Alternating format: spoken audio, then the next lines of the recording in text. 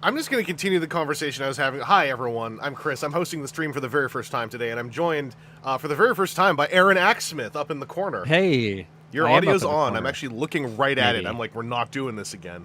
I'm going to continue the conversation for a second. Me and Aaron were just talking about YouTube because the stupid chat rankings turned back on. Hi, everybody, by the way. Hello, Dynamo Dave 2002, Shia, Valkysis, Long was here, Jarkspore, Griff, Switcheruby, Long River Valleys, Glix Blurt to pause, Disconnected 22. Hello. But did you know, Aaron, I'm going to give you some inside baseball. So you remember? Okay. Do you all remember how I posted a members only video in which I said I'm posting this in order to get a shirt? Because YouTube said they'll give me a shirt and put me on a list if I post a members only video. So their new one is up now, and I'm not doing it. Their new one is post 10 members only videos before March 31st. And this started in January, apparently. I forgot about it. And we'll give you a backpack. So just in case your favorite YouTubes have been posting a lot of members only stuff, they might be gunning for the backpack. That might be why. Just in case. Does it have like restrictions on what the video has to be? No, because mine not only was me saying I'm posting this to stay on a list, I then just put it up for patrons as an uploaded video on Patreon, if I remember right. Because whatever. But no, it's like they look at them. You have to submit the links to them. So I think if it is like Oh, okay. So absolute you can't just trash, be like, "Hi, new video. I'm new video. Doing new video.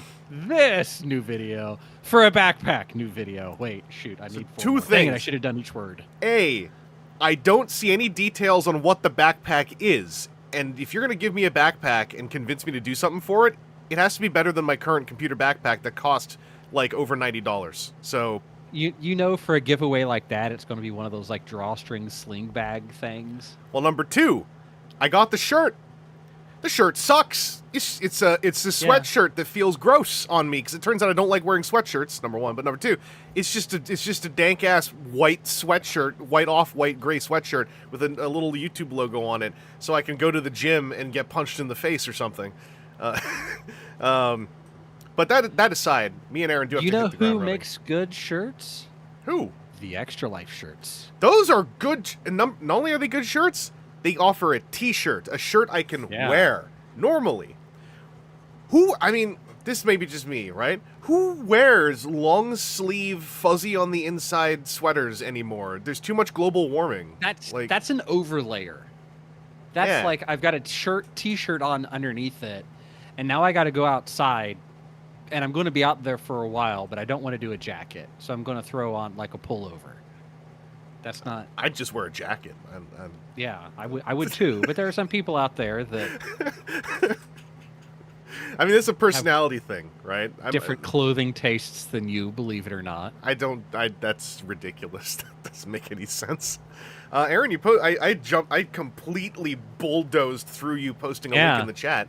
That's all right. What an interesting link you posted there. Yeah. That can help out some sick kids, perhaps. Yeah. You can also help I still don't have my dice incentives up yet because I'm down to 3 dice colorways, and I still need to engage ChessX to see if like what colors they have available, and then talk to team members, or maybe make it a public poll of like, hey, what dice colors would you like to donate money for in order to make it a thing? Mm-hmm. By the way, everyone, I am going to be eating a bit at the start of the stream, and I apologize. I was at an event, and our event runner was held up by about an hour due to some kind of explosion crash. A horrible slowdown on the 401. It's a highway in Ontario. I'm sure anyone who's ever driven through here for TFCon Toronto can attest it is one of the fastest, most efficient highways on the planet. So it's unthinkable that makes someone could get... Mad Max look peaceful. But also, just to get it in there, once again, if you want to use another code that specifically only helps me, a big sick kid who's sick with loving robots and paying rent, there is a code for toy hacks. It's Vanja Blossom. It was going to be Marchimus, but I got one in at the last second to change it to Vanja Blossom. I was very, very proud of myself. But Aaron and I, we are here to continue the news dive, because Aaron, you're going to be at TFCon LA in a week. Yes. At TFCon LA in a week, it'll be over. You're right. Right now, yes. Right now, everyone's going to be sad in a week. Yeah. Yeah. And even accounting for time change, it'll be 6 o'clock. Everybody will be like trying to do that. I need more convention. Now everything's over. I need to just I don't know, find random people in the lobby, and we'll talk more toys. And yes, you got any more of that convention? 609. I need it. That's the desperation climax. That's when it's like, wait, no, it's not over though. It's only 6. It's only 6. We can go get dinner. We can go get dinner. Yeah. By the way, if you're going to TFCon LA, I hope you pre-registered, because if you pre-registered, you're going to get cards. I hear, if you're in the first 2,000 XXX number of people who pre-registered. 2,345, I think. I thought it was 2, 300. 3, 4, 5? Yeah, that sounds right. I remember the 3. The 4, 5 sounds right. Hey, if you get cards, if you're on the Patreon or membership, you already have seen it. But stay tuned, because tomorrow we fire off a video going live about TFCon LA and the word cards. What could that be? But Aaron, I wanted to get in a quick one of these with you, because Aaron has to go at 10:30 Eastern. 10:30, 11 o'clock at the latest, because I've got an early meeting tomorrow, and what with taking an extra couple days off of work, I'm trying to get in a little bit of extra time so that I can save some PTO. As soon as we finish a news item after 10:30, unless it is literally the second to last one of February 2006, I'm going to call it for Aaron and just move into the wind down for just you and us. Just us, you there, and me. Aaron can run and slumber, that kind of thing. Hello, Adam Rockmore. Sky Sue, thank you for being proud of me. I'm proud of me too sometimes. But Aaron, let's hit it. We're kicking off February 2006 with new Hyper Hobby scans, and we get one picture now. This is still the big update. That is THS-02G1 Convoy. So these are new images. I think this thing wasn't out yet. And so this is when we were all going like, wow, what a neat looking little robot. What a nice looking little robot mode. I don't think we'd seen the truck yet. Ronnie Lane, it is currently 9:11 p.m. So we got about an hour, 20 minutes. That's still a lot of time, by the way. Yeah, this is some THS-02 first or newish imagery. Anyone, by the way, who wants to chime in who knows release dates of things, because I'm not checking while I'm doing this, feel free. Yeah. But I remember there was a moment when we saw the truck mode and everyone went like, huh. Mm-hmm. CyberCon, that was very much a one. Yeah. Well, it was that, and then also the I think it was a Kawamori one. So it was like, huh. Also Shoji Kawamori. Huh. Yeah. We also got a Carl Hartman reports he's found a new Minicon 2-pack variation. So this is a new side cap with Minicon 2-packs. The width of the package has been shrunk by about an inch. Once again, for those who are new here, for those who are fresh, this is kind of what front page news was many years ago. Once again, actually 2 decades ago. It was. They have a new end cap repack where the packaging is shorter. We let it slip. We're at past 2 decades now, aren't we? Yep. So I need to get one of those donuts to sit on. Just those. It's really weird because it's like I don't even have hemorrhoids. I just want to sit on a donut. Yeah. need some additional support. Aaron, just to rehash a little bit here, because it's been a minute. We might have some new folks. Like, you used to be, this is after I think you'd stepped away from the deepest of this, but you used to be amongst the crew who would do these things. This is in the time frame where I was still keeping an eye out for it, but I was not also diving into it. My beard is not gray, thank you. Alfie goes, "What is that?" and then yanks on my beard, and then I no longer have a gray hair there. So it's all fine. It's not like it makes him come back more. It's just like laser. Yeah. But yeah, this is in that time frame where I'd be looking for it, and we would be communicating the package codes to know what date stuff was manufactured. And package codes. Yeah. Now we just use those to try to track, the last time I remember us tracking packaging codes was trying to track why things were turning yellow and which production runs were doing it. Yep, that's if people that have reached out to Hasbro, a lot of times they'll still ask for that so that Hasbro can try to do some quality control stuff. Mm-hmm. If you have issues with Lego, I had an issue with a set recently and was like, hey, we're missing the sticker sheet for something.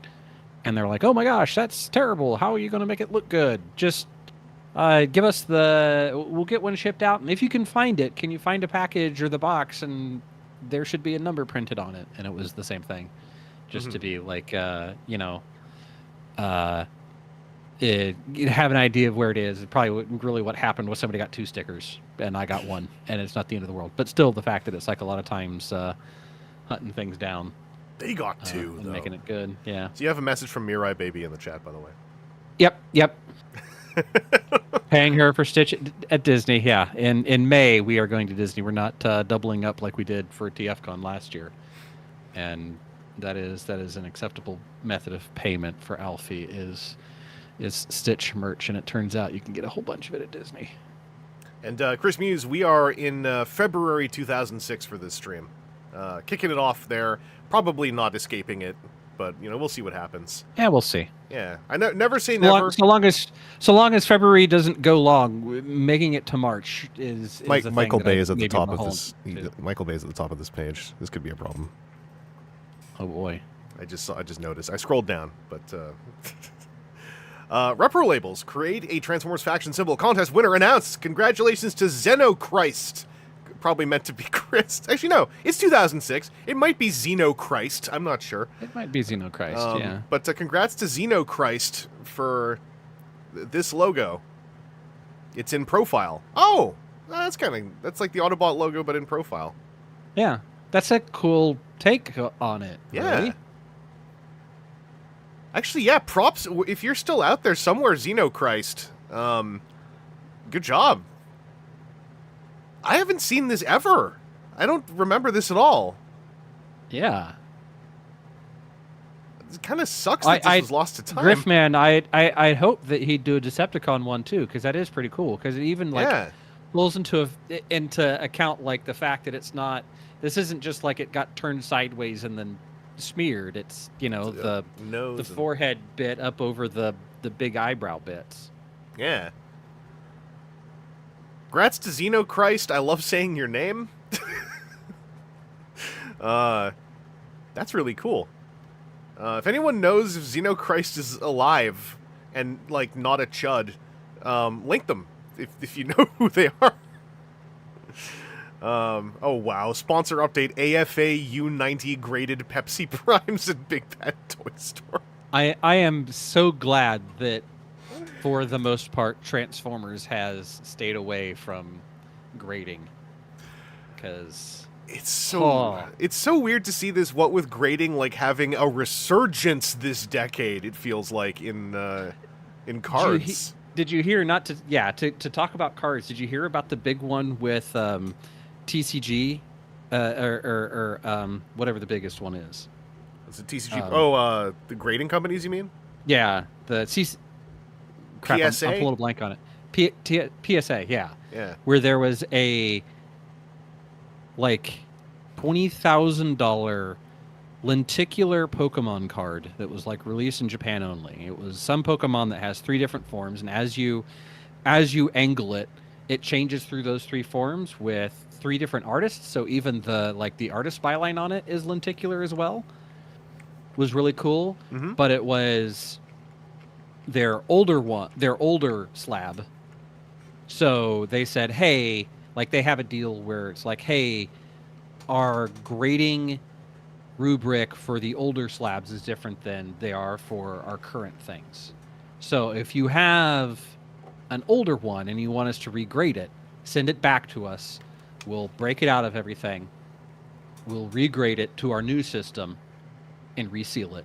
And for certain cards, it was inexpensive because, hey, these are premium cards. This was previously very rarely sold. It went for, the last one sold was I think it would, the last one sold was $15,000 or $20,000. Mm-hmm.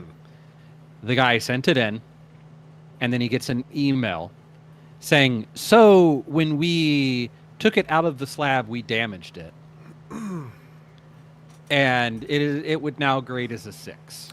That's your fault! Went in as a 10, came out as a 6. So they have a thing that says, hey, if it's damaged, when this happens, we pay you the difference and we refund everything, and we'll send it back raw, or we'll send it back graded as is.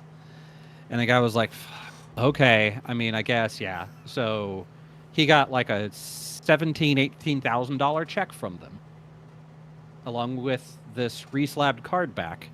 But then, shortly afterwards, a 10 showed up, being sold by them for $40,000. And so there are a whole lot of people who are like, well, wait a second. did mine actually get damaged?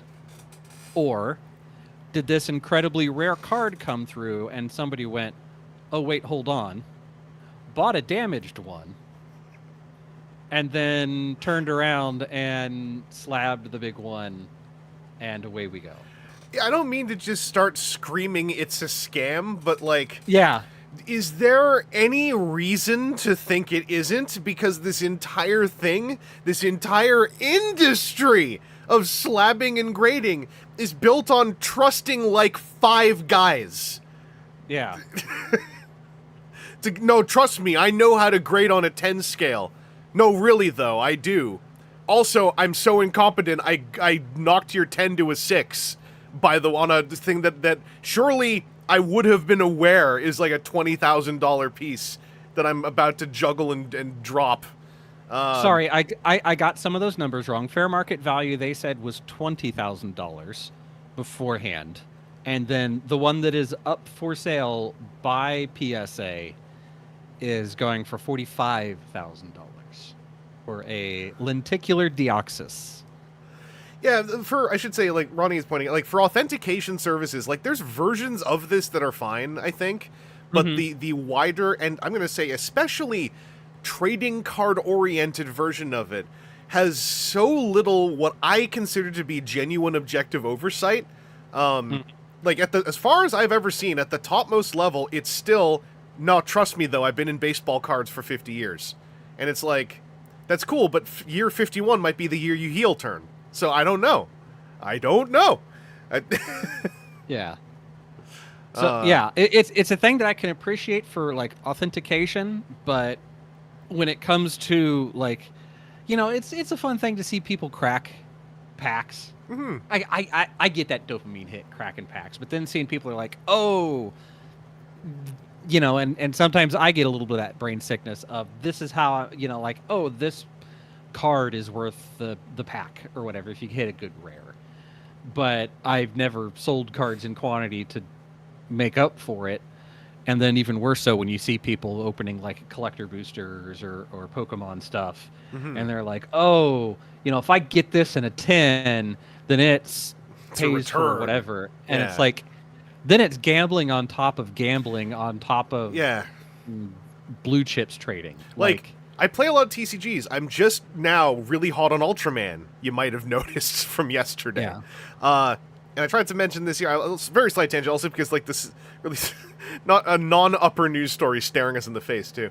But when you buy booster packs or something, you gotta do it because you like that dopamine hit. If you start seriously considering how am I gonna get my return on my booster, especially if it's not even a pack, if it's how do I get a return on my booster box? Oh, maybe I got to up to a case to get a better chance at getting my return. It's like, you won't though. If you do, then it's the one time it'll happen, okay? I know it can happen to people over and over again, but like as far as being an average rando public person, you have to assume that you've spent the money on the cards in the pack and the fun of seeing if one of them is cool. And then afterwards, that's money spent. You have to think of it the same way you think of money that you spent on candy, right? Yeah. Because candy does not fuel your body. You eat it because it's fun, you know? Yeah. Like... and in Cypher, your big box of Brothers Magic cards, depending on what you'd want to do with them, if they're your brothers and they passed, if it holds sentiment, then I would not recommend that necessarily selling, because once they're gone type of thing. However, there is an app that you can get on your phone. It's called Mana Box, and you put a piece of paper, white paper, down on the table, and you put the cards in front of them flat, one at a time. It'll scan, come up with a decent idea of what they'd be worth. Then taking that, with that knowledge, to a local gaming store and saying, hey, I've got a bunch of bulk here, but I have Mana Box. I got it. NABOX. Yep. What Vangelis just typed there. Having an idea of it, if you separate out any of the cards that are over like $5 or so, maybe over $2, and say, hey, I scanned through everything. These are the hits, as I make air quotes, and and then this is the bulk. Generally, LGS is going to give you 40 to 60% of what the median value is, because they gotta go through. They gotta make sure that these aren't a bunch of fakes. They've not been chewed upon. That they have the value to them, and then they gotta make their profit to keep the lights on. And then a lot of places, if it's bulk, if they're penny, nickel, dime, even to quarter cost cards, they may not be interested in buying them. They may buy them at like 500 for $10 or something. Like what I would suggest, if you bring them somewhere, just tell them like you wish for them to keep everything, bulk included. The bulk is referred to as bulk usually in like jargon. That's everything that's worth like less than 10 cents, and usually they might try to give that back to you. But if you're giving them an entire lot, you could just tell them like, listen, I just want to hand you this. If you've run it through Mana Box, pull out everything that's worth more than $2 and set that aside. Then give them everything else as the bulk and tell them this is free bulk for your store. And then this is like the actual money stuff. But Mana Box will scan them. It'll run it to a median compared against like TCG Player, other one or two other major markets that most stores use anyway. And 60% back is the high end, but it's also, I would try to be a little bit firm about getting closer to 60 than 40 if possible. If you've gone through and sorted it all out, pulled out all the big hits, like what I would do most likely is I would go through and it's going to give you a range between say a card's $14 to $25. Like aim that at like the 20, like to have a rough idea of everything, because all of the things are going to be different, and it's going to be some round down against round down. I've seen people before try to like work really hard to get that last 45 cents out of a $10 thing, and it's like, man, not worth it. But it'll give you a good idea, like, hey, if you scan all those like $2 or more cards, and it's like, hey, this says there's $400 there, so you'd expect little under 300 to be good, and they say 100, you can be like, hey man, what are we doing here? And also, if you've sorted it for them, mention that, because that is worth something to game stores. If you've done the work of sorting it, that puts them pretty far ahead. If you look at Alternate Chat, it has the Decepticon symbol. Yep, I like these a lot. Like, this is really, really cool design work. Xenocryst, wherever you are, Xenocryst is on DeviantArt, so I guess someone let them know. I don't remember my DA login. It's been too many years. But Aaron, our next news item is sort of this is something I think we've been theorizing about for like 2 years. It's like, it's like, when did Palisades close up? I'm sure the next story about Palisades is going to be when they close. Nope, it's 2 more releases. We finally hit it after more than 11 years. On February 1st, 2006, Palisades Entertainment LLC has discontinued its business of manufacturing and selling licensed and proprietary action figures, collectibles, toys, and other goods. They are the producer of Transformers statues. Their Ravage, Devastator, and Ghost Starscream were still scheduled for release. We would expect that these will still be shipped to retailers. You can read a copy of the original message by clicking here. That's a board link. That's probably going to take us to the wrong year. That is still erroring. Yeah. Oh, no, Ronnie, this is more like in the moment as we're going through the news dives. Every time we hit a Palisade, I think it was like every like 2 or 3 Palisade stories, we'd kind of be sitting there going like, so are they... When do they go? Yeah. When do they go away? Yeah, because it was like Palisades versus Hard Hero versus, wasn't there a third one where Palisades was whole figure, Hard Hero was bust, and there was somebody else that had like some other portion of it. Yeah, I don't remember. No, Palisades had some good toy lines. Their Transformers was always, like, the least important thing they were doing. But yeah, Palisades Muppets are a classic. Palisades Muppets, I think were, if they were not the innovator of, they were one of the strongest debuters of the magnet inside the head to hold the hat on the character. That That was one of my favorite things about their Muppet toys. Is everyone who had a hat, the hat was magnetized to their head, so you could just pull the hat off, and there was a normal sculpt underneath. Anyway, yeah, goodbye Palisades. I assume they might pop up once or twice if it turns out these things had trouble along the way afterwards. The last death throes as the last 3 things get out. Wasn't one Animal with the entire... Yeah, Animal and the Electric Mayhem set with the drum kit and everything. And then the rest of Electric Mayhem, I believe, did release individually. And they were a very, very cool set to collect. So we got something not related to Palisades in my eye. That's annoying. Thankfully, it's not chili oil. That would have hurt a lot. Buongiorno. You're complaining about me ending the stream early. Just take some Laugon moss, stuff it in my eyeball. Ah! Buongiorno and Hasbro to produce Transformers mobile content in the year February 2006. Let me just remind you all. Buongiorno Vitaminic, leading multinational company in the field of multimedia contents for telephony and digital channels, announces a digital licensing deal with the Hasbro Properties Group, the intellectual property development arm of Hasbro Inc., for the distribution of Transformers mobile content in Europe, Africa, and the Middle East. Under the terms of the agreement, Buongiorno will have access to the images and sounds from Transformers Generation 1, Transformers Armada, Transformers Energon. Okay. I guess I never got exposed to any of this. Does that link work? That link looks really scary. The link itself doesn't work. I'm going to see if the Wayback Machine caught it. Yeah, Palisades doing Uncle Deadly, I remember, was a huge news item back in the day for their Muppets line. I'm trying to go... I'm not using this as a search term. I'm using this as a did you keep the page. Would you like us, though, to search for it?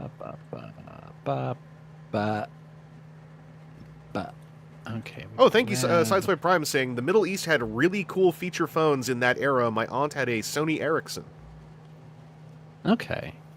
Yeah, this I couldn't quite tell if this is some of those early phone games, or if it was, like, you know, because this is still in the era where, like, when you look at how the music industry made its money over time, and there's a period where, like, hey, ringtones got a big slice of the pie before it snapped shut. Mm-hmm.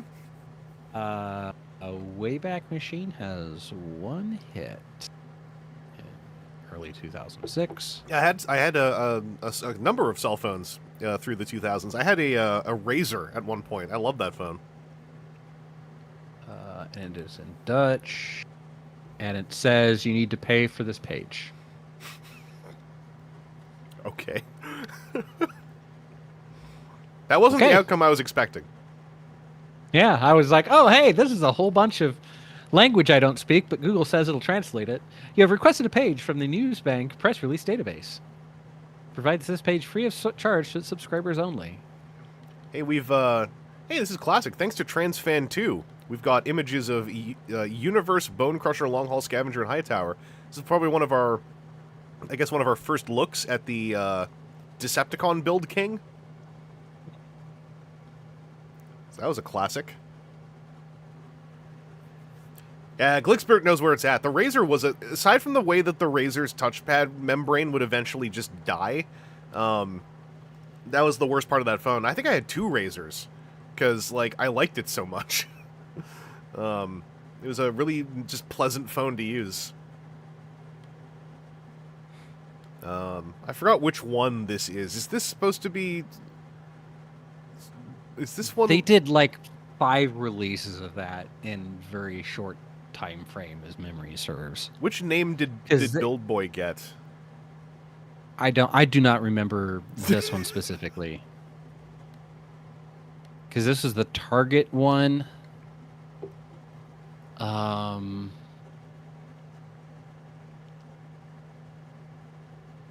Yeah, the Wedge. I always call him Build Boy because I like that name more.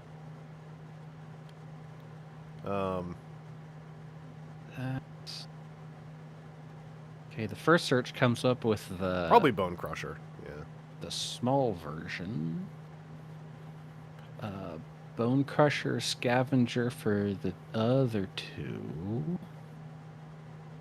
Oh, Sideswipe Prime got it, yeah. The The wedge build boy is Bone Crusher. New leader Yeah. of Devastator.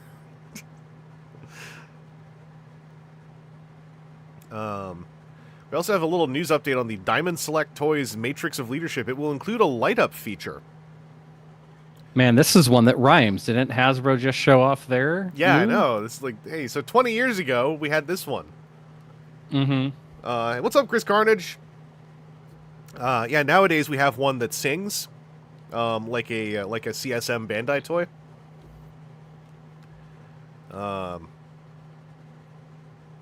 I always remember this thing being something I would look at and nod at and then move along from.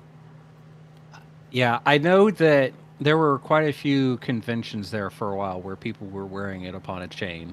Yeah! And I was like, that's dedication, but we're all that nerd here, so... Well, it's like in a wrestling show when, like, there's, like, 400 people all carrying the World Heavyweight Championship on their shoulder, and you're like, you know, you can't all be this, right? Like, you Yeah. At a certain point, this is feeling maybe like a I am Spartacus kind of situation.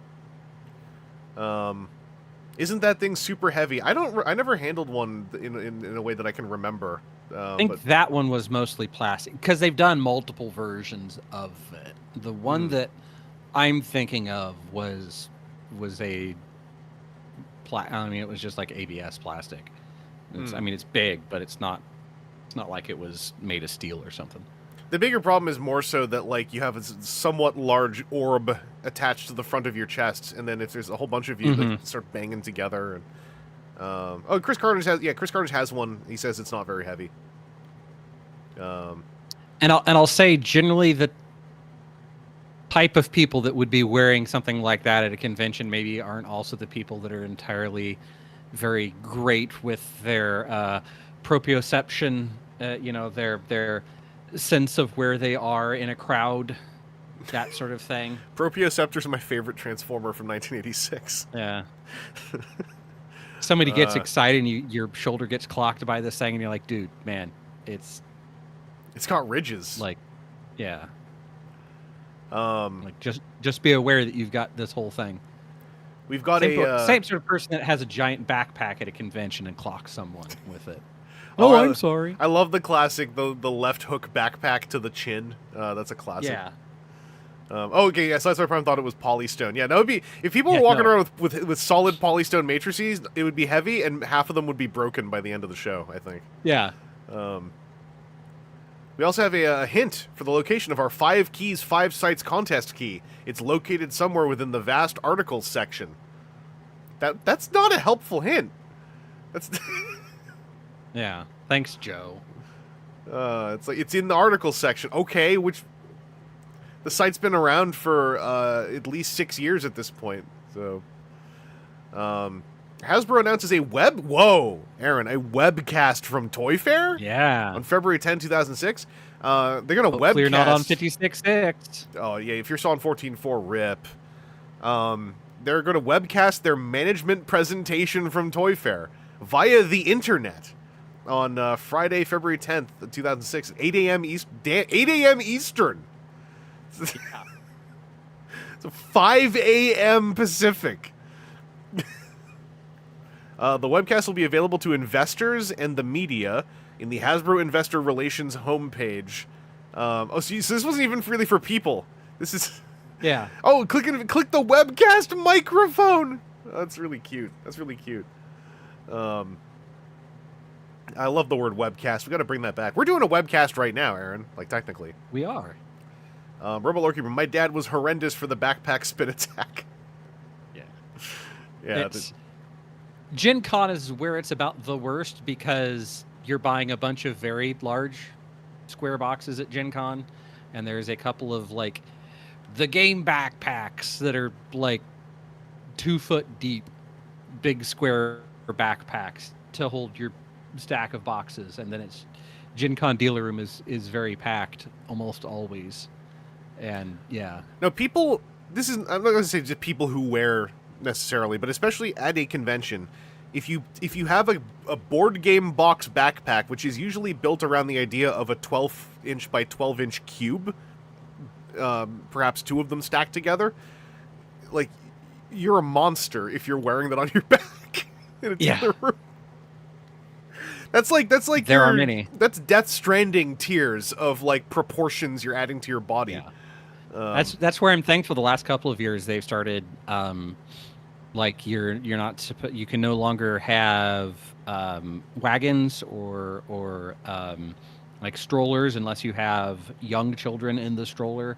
Like they've gotten better about it. They still haven't put the kibosh on the backpacks, but they've talked about we're paying attention to overly large backpacks. I have to know, were there Gloomhavens in baby strollers at the turn of the decade? Yes, that's the number of times that there would be like, what was the worst one? It was like a triplets, a 3-wide stroller. Like nominally, what you'd see a healthy parent out jogging with their 3 children wide stroller on like a trail, but instead in a packed dealer hall, and there's one child in it, and you're like, we know what you're doing. The other 2 are for my Gloomhavens. Yeah. Along with the wide area underneath it. Yeah, no, that's strollers and wagons and dealer halls unless you very specifically need them at that moment. I'm not saying it's a crime that should be punishable by death. That is a little bit extreme. There are plenty of uninhabited desert islands, though. My introduction to Gloomhaven was at PAX Unplugged 2019 when I saw someone carrying it on their shoulder, talking about how, no, it will fit in my check luggage, don't worry about it.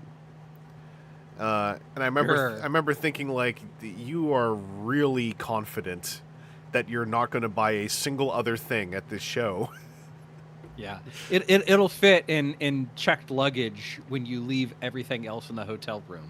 Yeah, and maybe your luggage is now just that plastic wrapped with the transit sticker on it. Like, I'll say, Gloomhaven, you could fit it in checked luggage. It's just that, like, you'd have to unzip the divider and leave it unzipped because it's just thick. It's really thick. Yeah. It's like a slightly stretched cube. You can carry it like a boombox, that's fine, but if you're going on a plane, like, Gloomhaven, I don't think flies very well. Anyway, that webcast, I hope it went well. Also, congrats to Toys R Us UK getting some of the G1 reissues, Cybertron and 20th Anniversary Prime. Michael Bay talks Transformers on February 3rd, 2006. Michael Bay has posted on his official boards to give people an update on the Transformers movie, capital M. The project is moving ahead, as Bay confirms that Transformers is definitely his next film.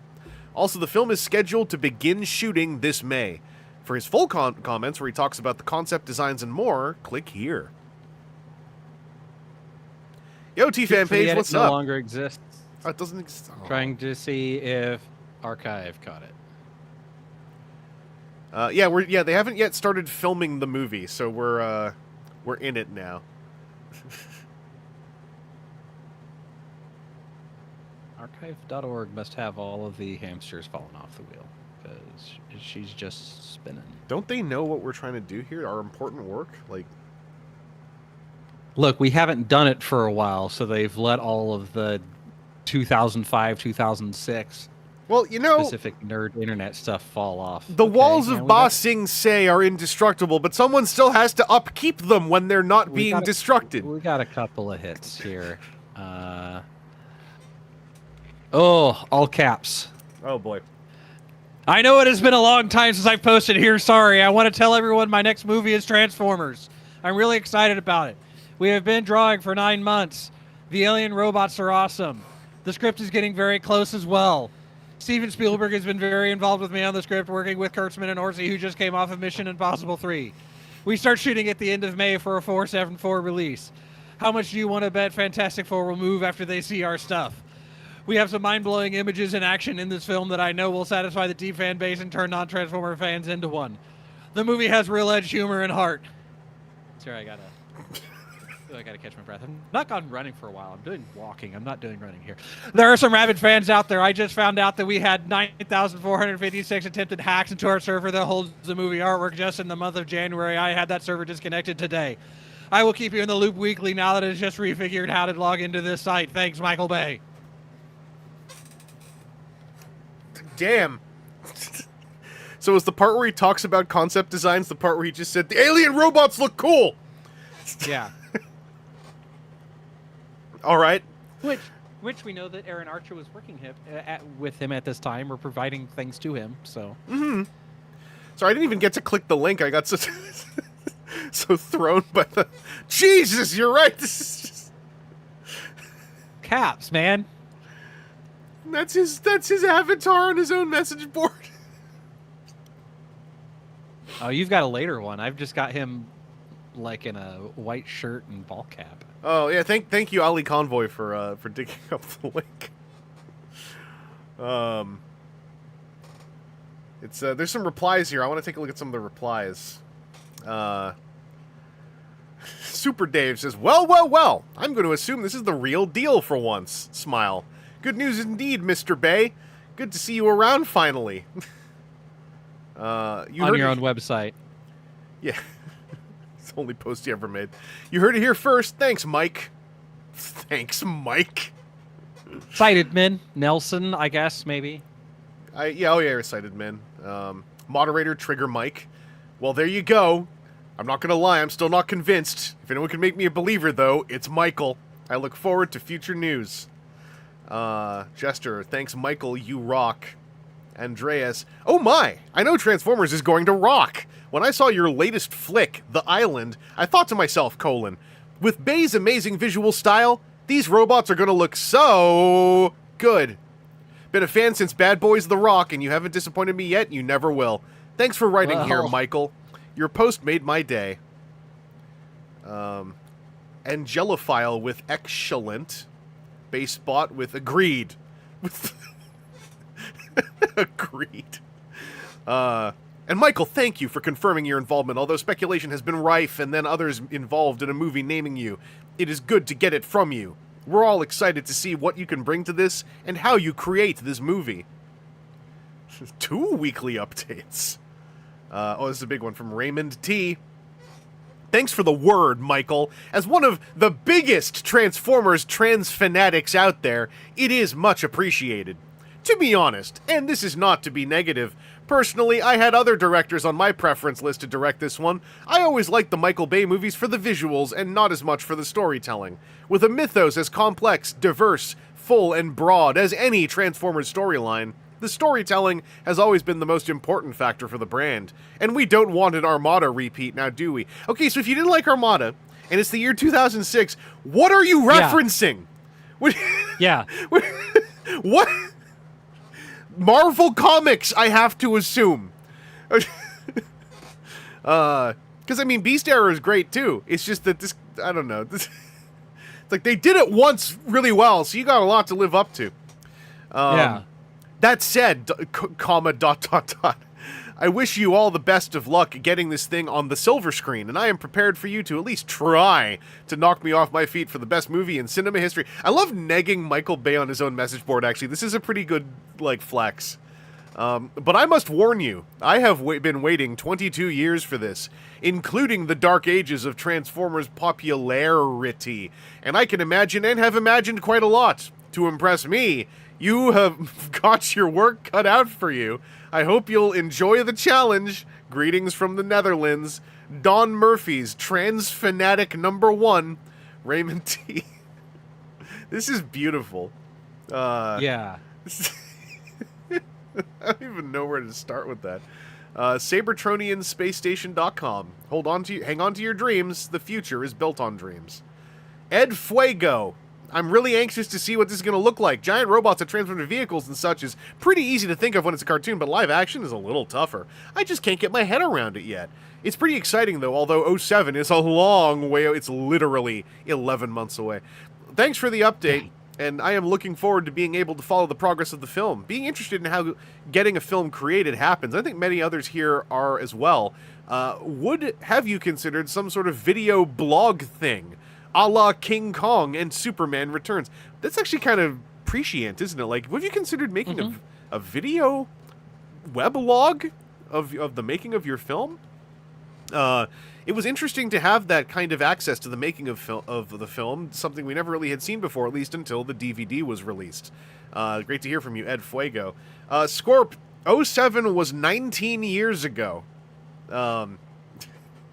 Niels just says, thanks for the news. Blood Rose, thanks for the note. Michael, about FF. It was a dead idea from the beginning that they wanted to... What is he talking about? Fantastic Four? Fantastic Four, yeah. Oh, okay. I think the Fantastic Four movie was lined up. Oh, right. Yeah. Just to be 110%, Nelson, this is Michael, right? Not Bay Phony 9. That's not where the comma goes, my man. What? What? I don't know. I'm gonna move. I'm gonna be hung up on that if I keep looking. Nelson confirms it's him. Glad to see you're 100%. Rise of the Silver Surfer was the 2007 release. Oh, we were on 2 already.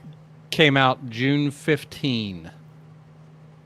So they moved it up, maybe. Okay. We got a big one here from Bo Spearer. Michael, first off, I'd like to say that I think this movie could turn out to be a very fun ride with you at the helm and has potential to be something incredible. However, I do have major concern regarding casting. Whether with voiceover roles, will you go with celebrities or do something which is practically unheard of in Hollywood these days and hire actual professionally trained character voice actors? Now, maybe Ian, Don, and co. have already started chatting with you about this, and maybe I'm preaching to the converted here, so to speak. But I thought it was worth stating. There are really 2 parts to this issue. The first, the understanding of the craft, and the other is that the reprisal of previous roles. I'll deal with the understanding of the craft first. There's no... Oh, Jesus Christ. Yeah, that is way too God. long. Yeah, dude, this guy is writing a manifesto to a professional movie maker. It was when my mouse wheel had to click twice to get to the end. Yeah. There's like, I hope you use the original voices versus have you contemplated the intricacies of... Yes, it's what the guy's What job would is. Star Trek be, for example, if Leonard Nimoy wasn't portraying Spock and William Shatner wasn't portraying Kirk? Is a very funny thing to read with the advent of current, Star Trek. Yeah. there have now been multiple Spocks and multiple Shatners. Could anyone imagine a Star Wars feature of any kind where C3... Actually, you know what, though? Anthony Daniels did kind of hold on to that role. Yeah. Or Darth Vader by someone different to James Earl Jones. Well, now we have the James Earl Jones homunculus machine. So they did that. It's easy to dispel people wanting Dan... Oh, poor Dan Gilvezan. Just catching strays. Yeah, he was kind of salty about this, too, back in the day, I remember. Yeah. Once it got popular, I should say. Why is Transformers... The premise of transforming living intelligent robotic life. Oh, wow. Yeah. If this wasn't coming off of Internet Archive from 2006, I'd say this feels like one of those AI LLM responses of... Now, someone sat down and they hand wrote that on lined paper first, did the edits, and then typed it out. Hunt Secker made a promise to himself he'd stay out of all these arguments regarding the movie, but to be perfectly honest, when I heard he was in charge, I shelved it as a bad idea. I love this on Michael Bay's own message board post. I'm a fan, but quite frankly, everything I've heard from the producers at all has just scared the pants off me. The reason I'm posting is along the lines of the previous statement. The movie has been entrusted to Michael Bay, a man who can't seem to find his capsule. No, he found it once. Yeah. He just didn't find it again. Needed. So that's all I needed. Be fair, Hunt Secker. Be fair. I'm sorry, but I just don't see Transformers in the same league as, say, Pearl Harbor. Excuse me? Is this supposed to be I don't know what the neg is here now. It looked pretty. It was 3 hours of... Okay, so you didn't like Pearl Harbor. Okay, so you're saying Pearl Harbor was a low bar Transformers will not reach. Okay. This isn't a flame. This is an expression of concern. Dog, they can be 2 things at once. Come on. Except the new cartoon should be burned. Oh, yeah, this is 2006. I forgot. Yeah. Yeah. What we don't want to see is the movie destroyed by someone who doesn't understand what the Transformers were or are or what they meant to us rabid fanboys when we were growing up. Okay, but here's the problem that we never did. When I was one of these, when I was a child, what we never did was actually define what any of that meant, though. We simply said, you don't get it, and then walked off to, like, buy a dill burrito or something. So yes, Michael, your movies are pretty, but they lack the soul that the Transformers deserve, and all your post does is convince me that you don't know what it's all about. I can only pray you prove me wrong. Scroll back up to his post, and he's like, yeah, we're working on it. Yeah. Man, you're working on it? That proves that you don't know what you're talking about. This is why I wanted to scroll down. I love this stuff, man. Like, especially like on the shoot for the edit.com forums. Yeah. Now they're arguing about Cullen and Welker. I'm not a hater. I'm just concerned. It's been entrusted to now. Okay, you got your bit. Now you're trying to catchphrase your bit. Like, come on, don't be a friggin' carny about this.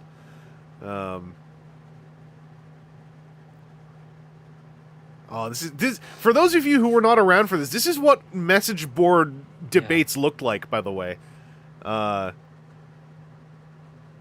Slash sarcasm. Man of the Planet. Oh, this is 7 pages of this. That's amazing. Yeah. I'm just gonna look at page 7 for a second. I want to see how this ended. Oh. Okay, I can't. So, Michael Bay talked Transformers. Thanks, Michael. Yeah. TFW still kind of looks like this. Well, my problem, right, is I don't look at TFW. So I just like to imagine all this ended in, like, 2012, and people just post, like, in a different way now. Takara is to announce new G1 reissues next week. But we don't know what they are yet. Action HQ newsletter. Galaxy Force Toys Dream Project exclusive Sound Blaster now at Toy Card website. So this is, actually, this is the only copy of the toy that I know where it is. Last time I was out west, I couldn't find my Soundwave. It's starting to really bother me. I know he's around there somewhere. It's a decent mold. The weird hexagonal... Oh, yeah. Like, pod things, yeah. I love that mold still. I went out of my way to get the Soundwave from Galaxy Force when it was new.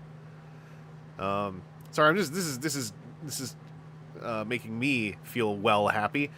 We got a photograph from 20 years ago of Happywell Roadbot Toyota Land Cruiser. This is when the Happywells were still making their waves.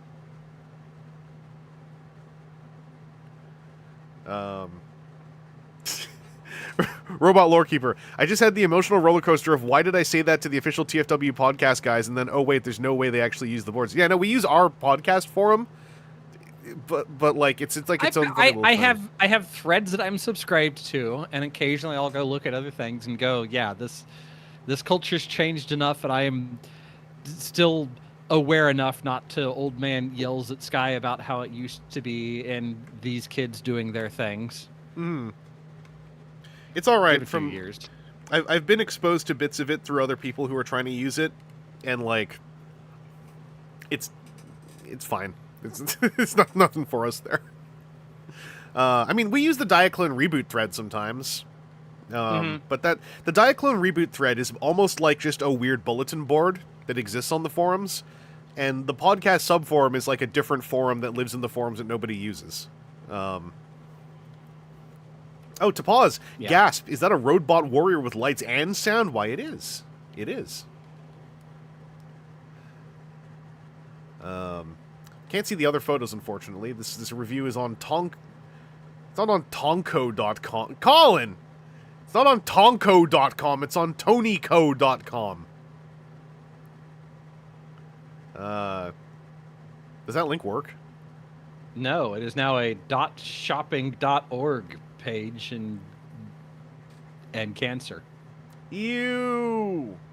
Adam Rockmore, what's Roadbot again? Roadbot were these oddly licensed, incredibly large transforming robot toys that often were put alongside alternators because they were also licensed cars. and they were packaged in gigantic boxes, and were very like awkward, chunky, blocky, and usually had like stuff like lights and sounds. There was a whole era where everyone had road bots. I just ended up missing them. I almost bought one like 4 or 5 times, but never ended up picking one up. We got a new color Cybertron Menasor test shot image.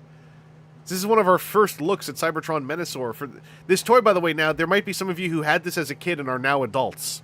This was us when we got to see an advanced look at it through a stolen test shot. Jark Spore, so Metal Card... No, Metal Cardbot isn't licensed. That's Tobot. Yeah, a lot of them are parts formers. A lot of them have, like... I think there was, like, a laser rod-looking one that was kind of goofy. Yeah. Yeah, Cybertron Menasor, it's a good old fella. That's one of the Gigantians were ones that, like, I picked up the Galaxy Force version of Giganto Convoy, but the other two I picked up through Cybertron, because I think that was the only way to, if I remember correctly. It's such a shame that, like, they have an entire play pattern gimmick built into them that the show never touches. So it's hard to realize it's there. Yeah, I feel like they came late enough in the show that it was just like, let's just get it out the door. Yeah, well, the show was also, at that point, like, deep enough into kind of, like, being its own thing that ignored all the notes from Hasbro. Yeah. Well, not all, I'll say, but like, a lot of them. Ignored a lot of the notes. Adam Rockmore, today we've had stolen test shot leaks and complaints about the golden age of Transformers fandom is the same. Yeah, no, we've always had leaks. The thing is, we used to have leaks that almost always came with visual accoutrement, and that's when I thought they were the best. Now when we have leaks that are just, like, catalog names, I find it way more boring, because, like, then you're just sitting there speculating on a toy that you are inevitably going to imagine as being better than it possibly could be. Yep. And I just find it's kind of, like, not to, like, it's fine. If you got to do it, you got to do it. You know, if it's your conversation, have it. It's just, for me, I find it kind of boring now, because it's like... Yeah, I know I've gone and wet blanketed on a few discussions of people being like, oh, it's going to be the best thing. It's going to make you toast in the morning. It's like, why would you even think that? Like, bring it down. It says deluxe whatever. You know what other deluxes do. Why do you think this one's going to make you toast in the morning when you want it, but never burn it too much? Like, why is that anywhere on the radar? Well, because that was my favorite toy as a kid. Okay, now we're coming at this from a different direction. Long River Valley's clocking Aaron's vague post. That's one of them. Valkysis, I liked leaks where we didn't even know who they were. Certain fans made up really fun names for them. That was the best era of leaks. When the toys would just show up on eBay with no name, and then people like me would just get them and just make up a name, because it's like, I don't know who this is. Yeah. I remember 3 or 4 in a row where I think it was Gog Dog went through various pictures and, like, color shaded. Like, hey, this and this are pretty clearly the same thing between, like, the poorly transformed alt and robot modes, and this, so it probably sits about like that. And yeah, those are some great eras of seeing something and letting the, like, imagination go from that, not text vomited out of a Walmart stock system. Yeah, back we got 2 call-outs to 2 of mine, Rule Bar and DeLaser Bendor. I always wish DeLaser Bendor would catch on, because that one has good mouthfeel. Also, Glix Blurt saying something I agree with. I start to actively not look at leaks because official reveals have gotten so good and fun, like especially the T-Spark streams.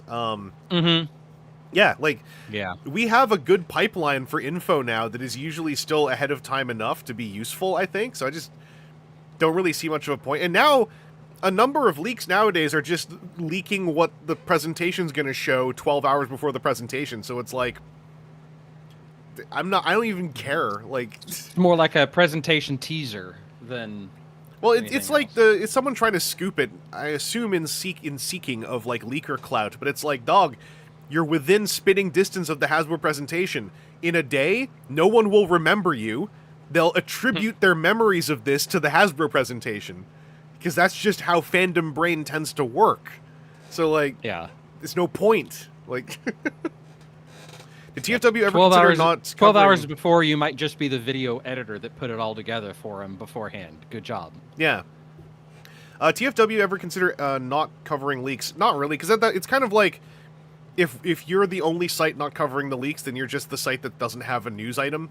I know it's been on and off, but I think the one or two times where it was potentially something was when there was like legit legal action threatened around. Go back about 4 or 5 of our episodes a few months prior, when things really broke because somebody responded or posted what Don Murphy said, and then he started saying, fine, I'm going to sue all of you, and then it was like, oh, all right, you started talking about that. But yeah, Valkysis is right. There was a period where TFW didn't cover leaks because of the Energon Megatron debacle, because that was a leak that like got some legal stuff flying around. So like I said, it's been on and off, but like when there isn't a legal reason to not take the risk, it's like, well, it's out there. Like I have always agreed with the notion, like if the image, for instance, was up on the toy board on 4chan, then the image is out there, and there's no point pretending it's not out there. Right. It's going to be repeated and posted and pasted all over the place. It's like, it's like that Evangelion 30th clip, right? It went out there. I immediately went to look on Cat's site. There was like 2 Raws and 2 fan subs already. I was like, yeah, it would behoove, parties involved to like just let this one go. Like it's too late. Like, yeah, you spilled the glass of water. as the internet goes further, it almost becomes Streisand effecty of like, hey, if they just released that, it'd be like, okay, this is cool, and everybody would forget about it and not worry about it. But now they're like, no, you cannot. It's like, okay, well, I'm gonna, people are then take that as, okay, well, I'm gonna put that that seed up on every seed tracker, and it's never going away from the internet. Yeah. By the way, things that never go away from the internet. Don Murphy message board posts are always kicking around. We got a new Don Murphy post here.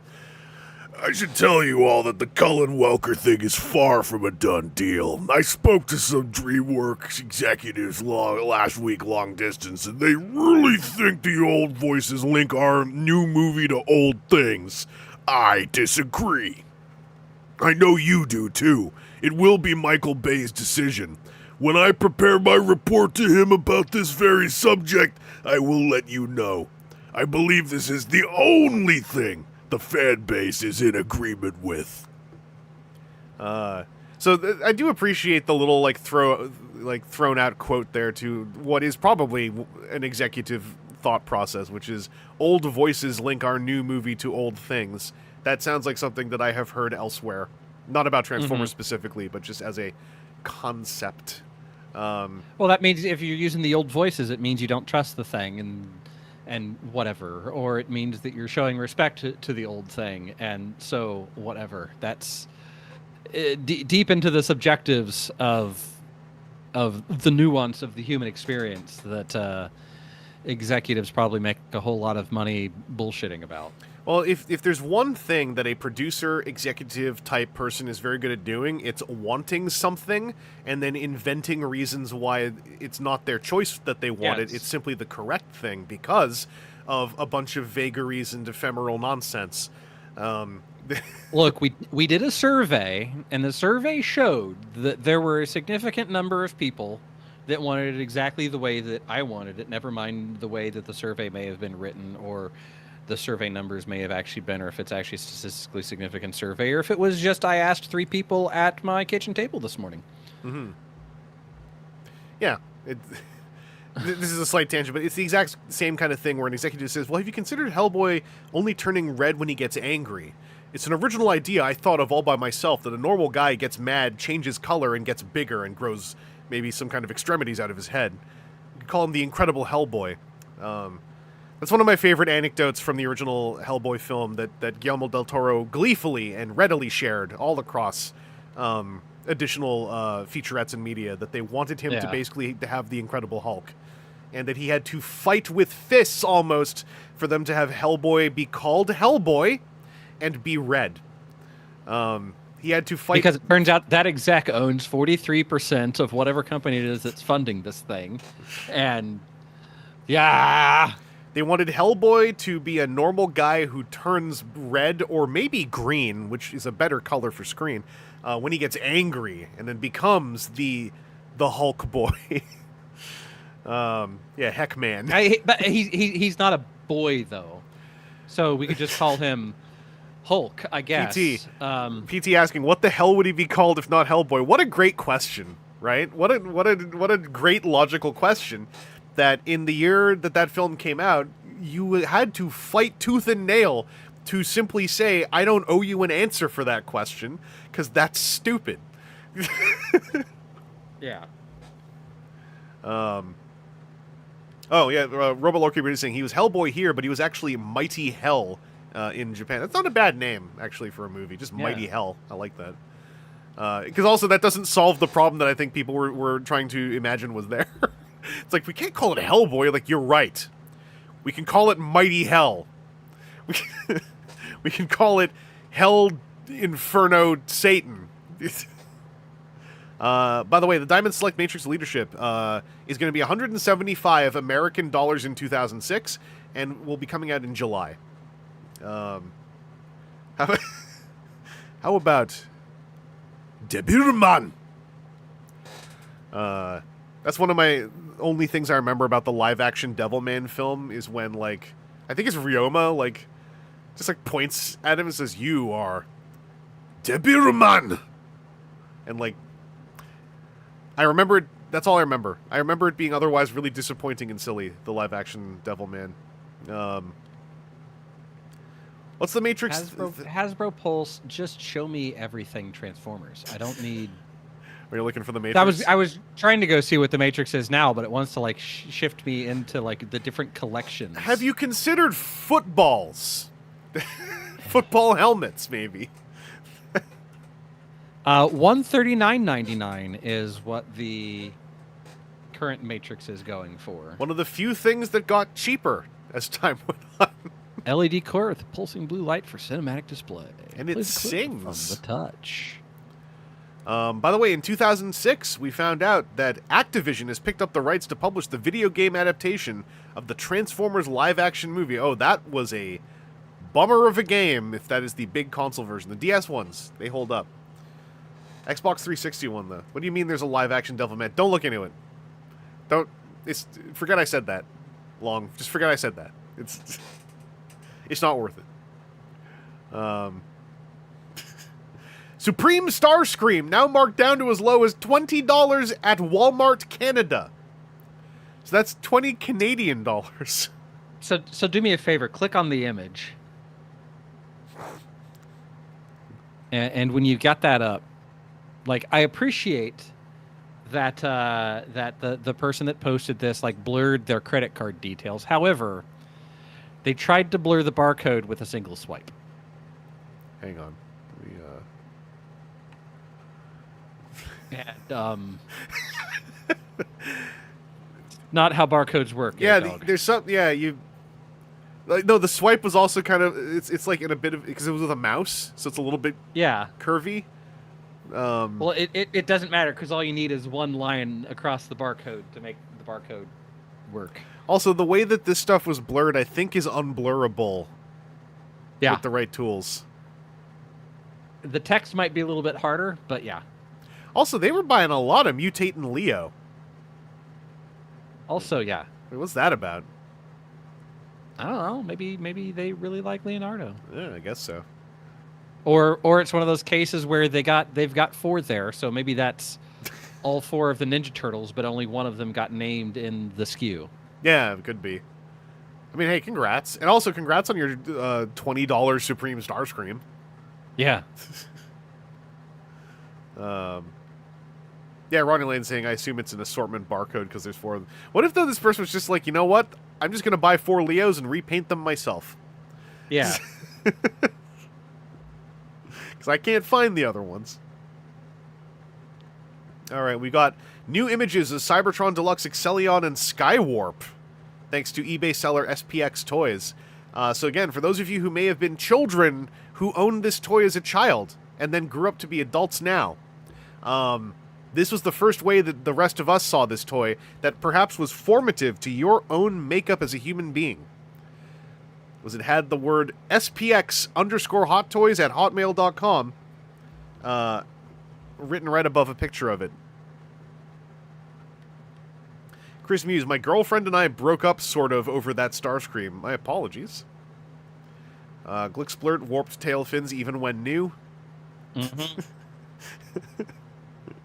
Like if that was an intentional design thing, that'd maybe be neat, like a circular wing. Yeah, thing. yeah. Big Toys R Us news. They've hired a new CEO, Gerald Storch, former vice chairman of Target. I'm sure this will go well. I wonder, was Gerald Storch still the CEO when they detonated? I don't know how you would look that up.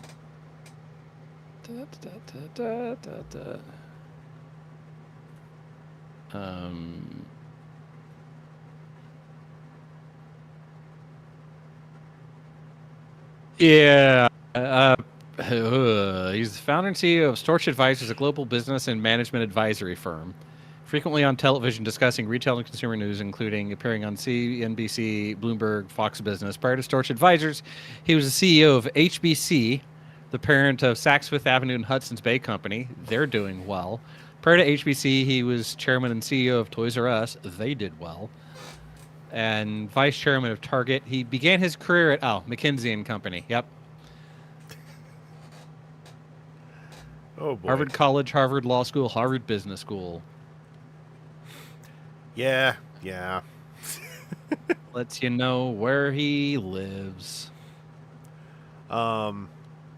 We've got a big piece of news here. Waves 1 to 5 of the Transformers Titanium line. Thanks to the Cybertronian Inquirer, we might have listings of who these figures are. These small die-cast figures. It's a new image of Robot Master's Black Lio Convoy. Pretty good toy, actually. I'm a fan of this Lio Convoy toy. Mm-hmm. Thanks, EasyNet. Thanks, QQ. No announcement of upcoming Takara G1 reissues next week. Sorry for the confusion. IDW Publishing's Transformers Generation 1 Number 2 review. So yeah, February is when the second issue of IDW Transformers came out. FYI. By the way, I forgot to call this out. One of the Ultraman cards I opened yesterday, there was another Matt Frank one that I didn't call out as being by Matt Frank. But there's also a couple by E.J. Sue. So I have a couple Ultramen drawn by E.J. Sue, which is really cool. Because Cool. I am a fan of E.J. Sue's artwork. So it was a nice name to see. Knockoff Optimus Prime replica is using a French mold. Oh, man. The way that this news story spiraled at. So it's easier to identify if it's a knockoff because it'll have French copyright markings.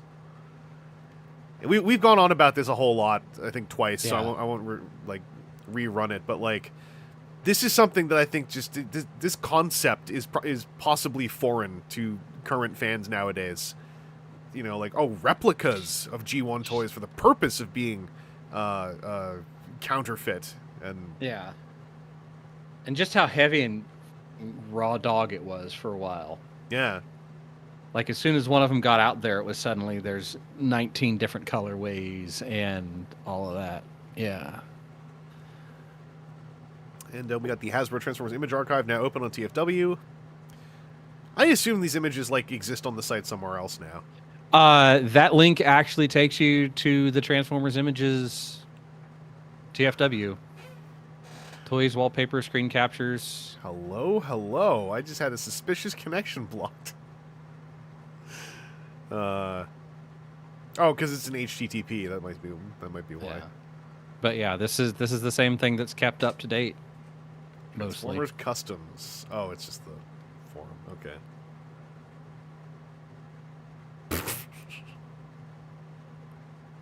Lucky draws, exclusives, club exclusives. Okay, the toys is the only thing that properly redirects.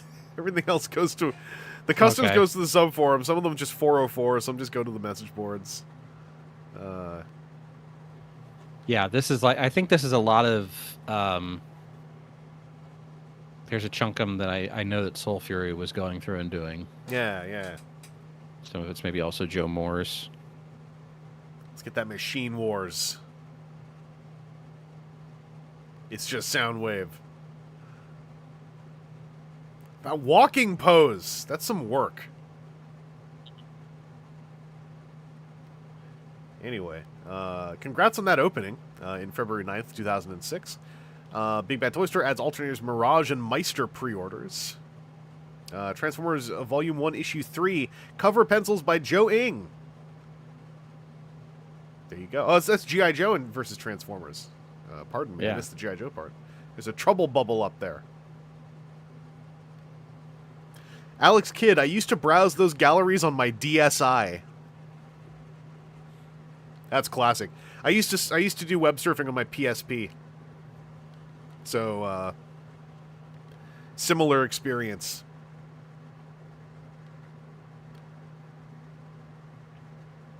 All right. Oh, Wild Fur. I forgot that was like already around in 2006. Someone, by the way, got Jeff Senior to draw Kamen Rider Agito, I think, recently, and that was kind of cool to see. Speaking of like more people like drawing tokusatsu stuff. It seems that Wild Fur Productions is still a thing, but it instead jumped it over to their Patreon. Oh, really? They have a post as the rest is giant robots, more than meets the ear. Oh, they have a podcast. They have 40 episodes of a podcast. Oh, wow. Look at them little go-getters. Hell yeah. Someday they'll have triple digits like we do. And yeah, Wild Fur. It's Andrew Wildman and Simon Furman. They took the men off. You know how it is. Because otherwise it'd be Men, and that's a completely different website. Welcome to our website, Men. Ronnie Lane says, I remember when Matt Frank was visiting a local shop, I got a sketch done. Instead of having him draw kaiju, I had him draw Dr. Serizawa. Oh, that's kind of cool. eHobby adds even more new THS-02 G1 Convoy images. Look at that toy. Doing a pose. I like that figure still. I think I've said that before. Transformers movie update. No mass shifting. Roberto Orci. Joe! Come on. Has confirmed there will be no mass shifting in the first Transformers live-action movie. You can see his comment on Don Murphy's website. IDW relaunches their website, by the way.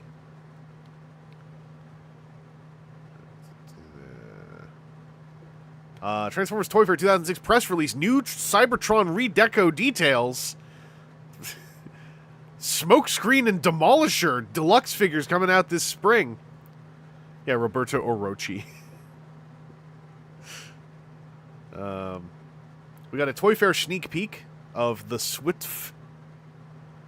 Check out this hotness. These are about to debut the really good toys. Yeah. Got that Emperor Palpatine Imperial shuttle over there. Got that Gatai Han and Chewbacca. Yeah, that Vader was wave 1. Yeah, I was going to say the Han Chewbacca, I ended up with that after a show. It's not terrible. Dynamo Dave, those are 3 months away from exploding. The disintegrating Chewbacca says, apparently the Chewbacca did not survive very well. I liked the Palpatine Imperial shuttle because it was the idea of Emperor Palpatine being a Transformer was extremely funny to me for some reason. Dengeki Hobby exclusive Robomasters Black Lao Convoy Gallery. So here's just Black Lao Convoy with the other Black Convoy repaints. So you can have the trio. What a good weird line. These are some new item numbers in Toys R Us computers, including 20th Anniversary Optimus and Cyber Unleashed Primus. I vaguely recall that. I can't remember what it was. I have a vague recollection of that name. That just Was that the It was like a repaint, I the think. Prime? Was that the one that had the like neon green box splash? Something like that. It was a packaging refresh. Thank you, Velkaisis. Yeah. Yeah, it wasn't even a repaint. It was just a package refresh. Yeah, I'm thinking it was of just that. I'm thinking of that orange Primus, whatever that one was. Wasn't there? There's an orange and blue one. package. That might have been what it was. I don't know. Some of those package refreshes were odd and different. Oh, and there's also a Toy Fair 2006 roundup, all in one page for us to take a look at, located right here. Arrow 404. Let's see if Wayback caught that one. While we're looking for that, G2 Laser Convoy in package. This was a baller reissue. Still one of the best reissues, I think, of the entire history of the toy line. Was like G2 Laser Prime in the Japanese packaging with the die-cast chest plate for the Prime of Justice. Like, what a good reissue. Yeah. It is breaking my instance of Web Archive to try to pull up our coverage from then. Ronnie Lane, that's gorgeous. I have new goals.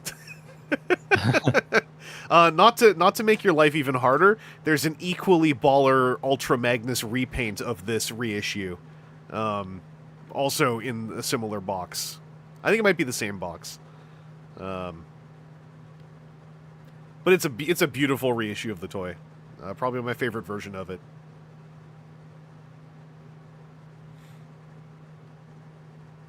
I think what versions. I think the only version of that toy that I ever had was like the Scourge, Yeah. Nemesis Convoy,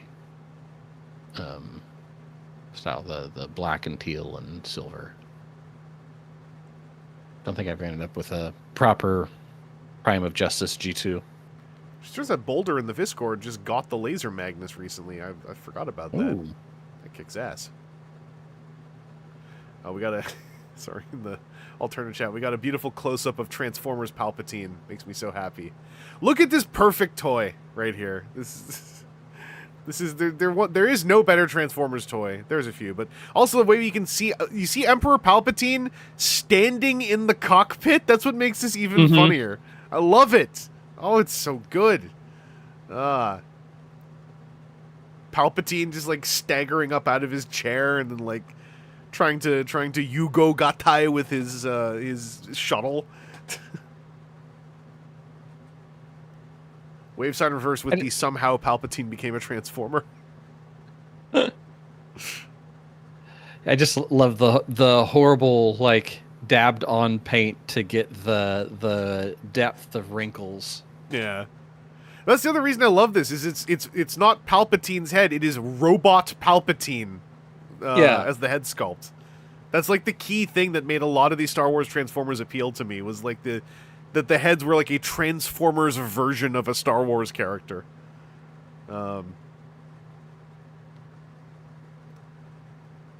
Beautiful.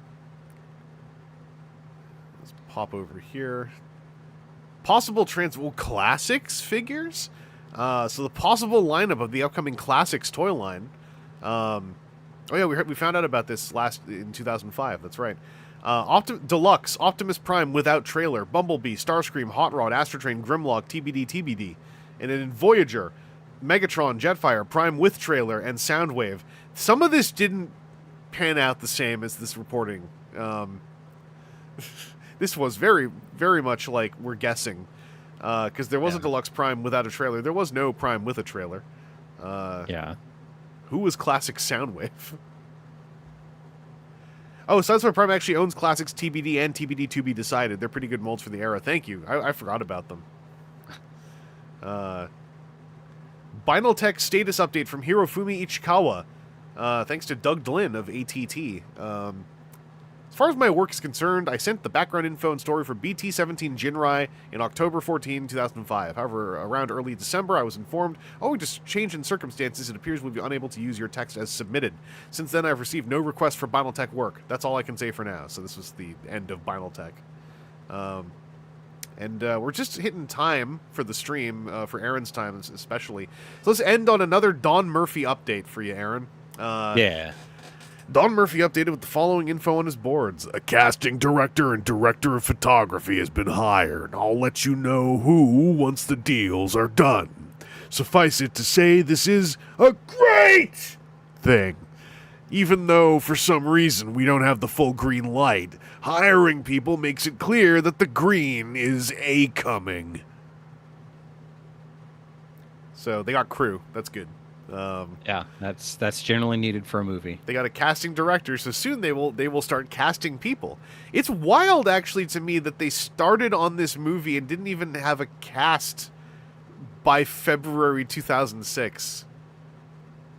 Yeah. That's kind of wild. Like, this movie did sort of happen quickly. Yeah. Especially when you see, like, how rapidly, like, movies can film and then they spend 3 years in post-production because they're having to generate everything. Yeah. The movie was July 2007, so they worked on it for, like, a year and a half from we don't have even full crew. Well, I mean, more than a year and a half, obviously, but like they weren't on the ground moving in February yet. So who were they? Who was this casting director and director of photography? Oh, come on. Fine. P-H-O-T-O-G-R-A. Mitchell Amdison as the DP, and casting is a whole chunk of names. I was going to say, poor Mitchell Amdison, probably bulldozed and forgotten. Yeah. I'm doing it. Shut up. I feel like when you're working on a Michael Bay film, because Michael Bay is basically a DOP who's the director, it's like, what is Michael Bay's DOP, if not a henchman at best? Yeah. I'm the guy that knows what his coffee order actually is. Yeah, Glixblurt, though, with the truth, ILM were pros. They were. Like, the 2000s was ILM, like, just kicking ass. Attached to lots of projects that didn't really review all that well, but they were kicking ass with their centerpieces. Like, it's worth noting, General Grievous was ILM's centerpiece before Bumblebee. There's a YouTube channel that we enjoy watching, Corridor Crew, where they are a bunch of visual effects artists, and they do some of their own stuff, and they make some viral videos. If you remember the Bosstown Robotics, couple of videos of a seeming Boston Robotics robots going crazy one way or another, they made those.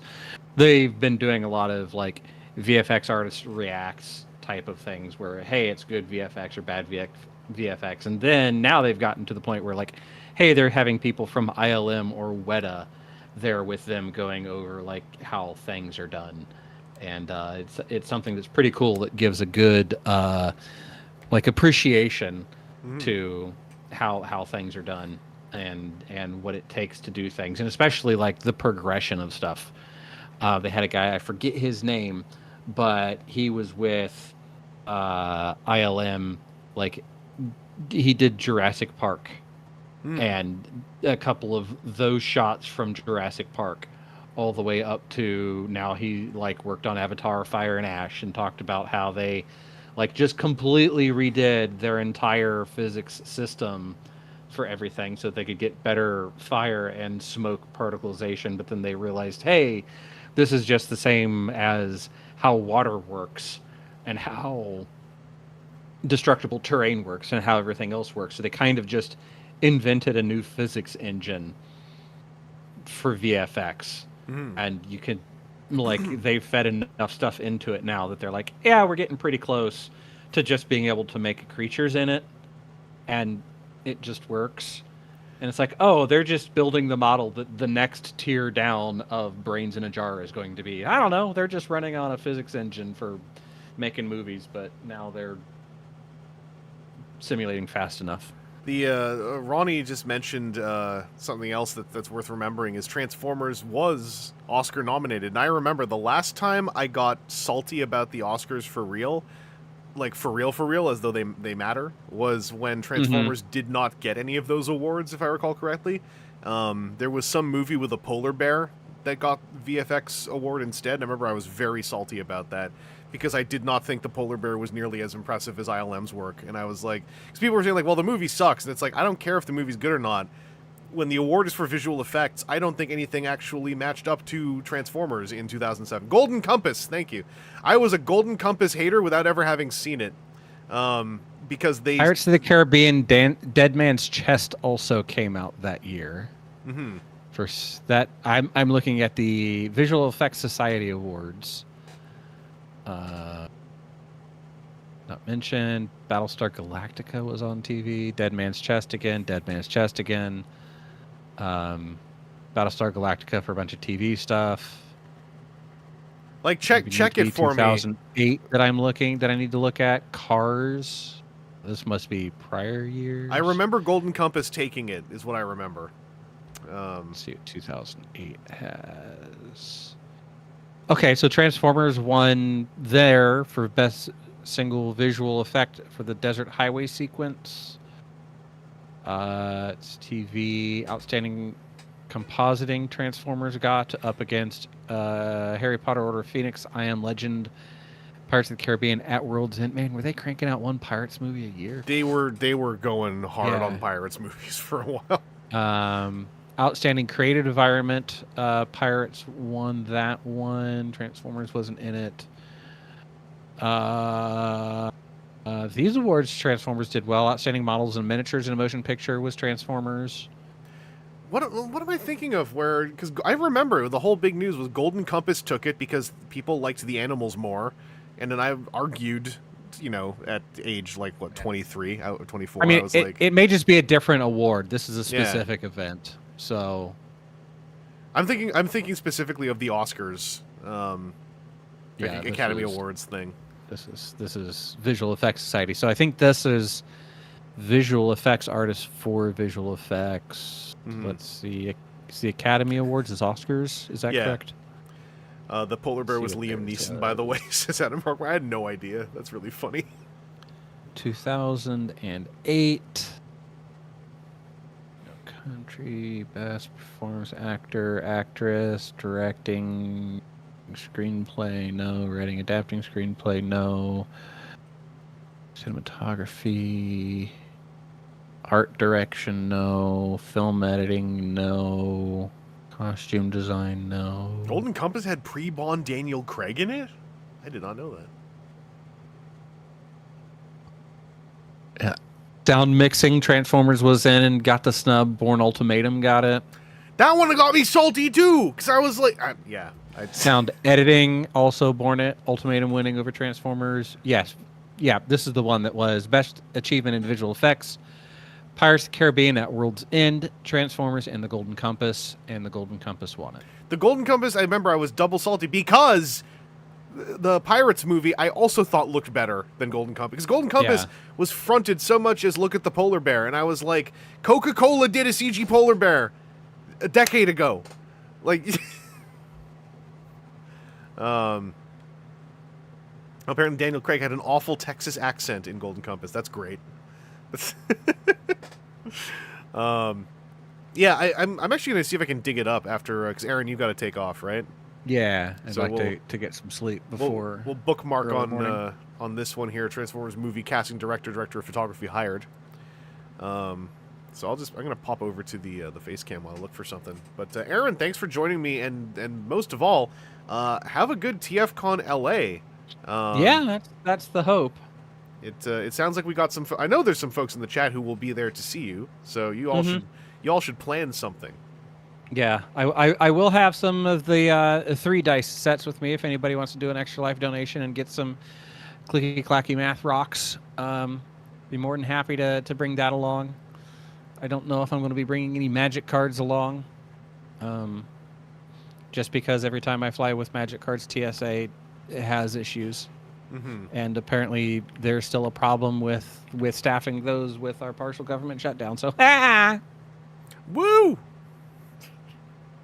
fun. Make it harder to get through security theater. What with their 4% catch rate. Well, cards are also always just like a goofy thing because they look like a brick of C4 in an X-ray machine.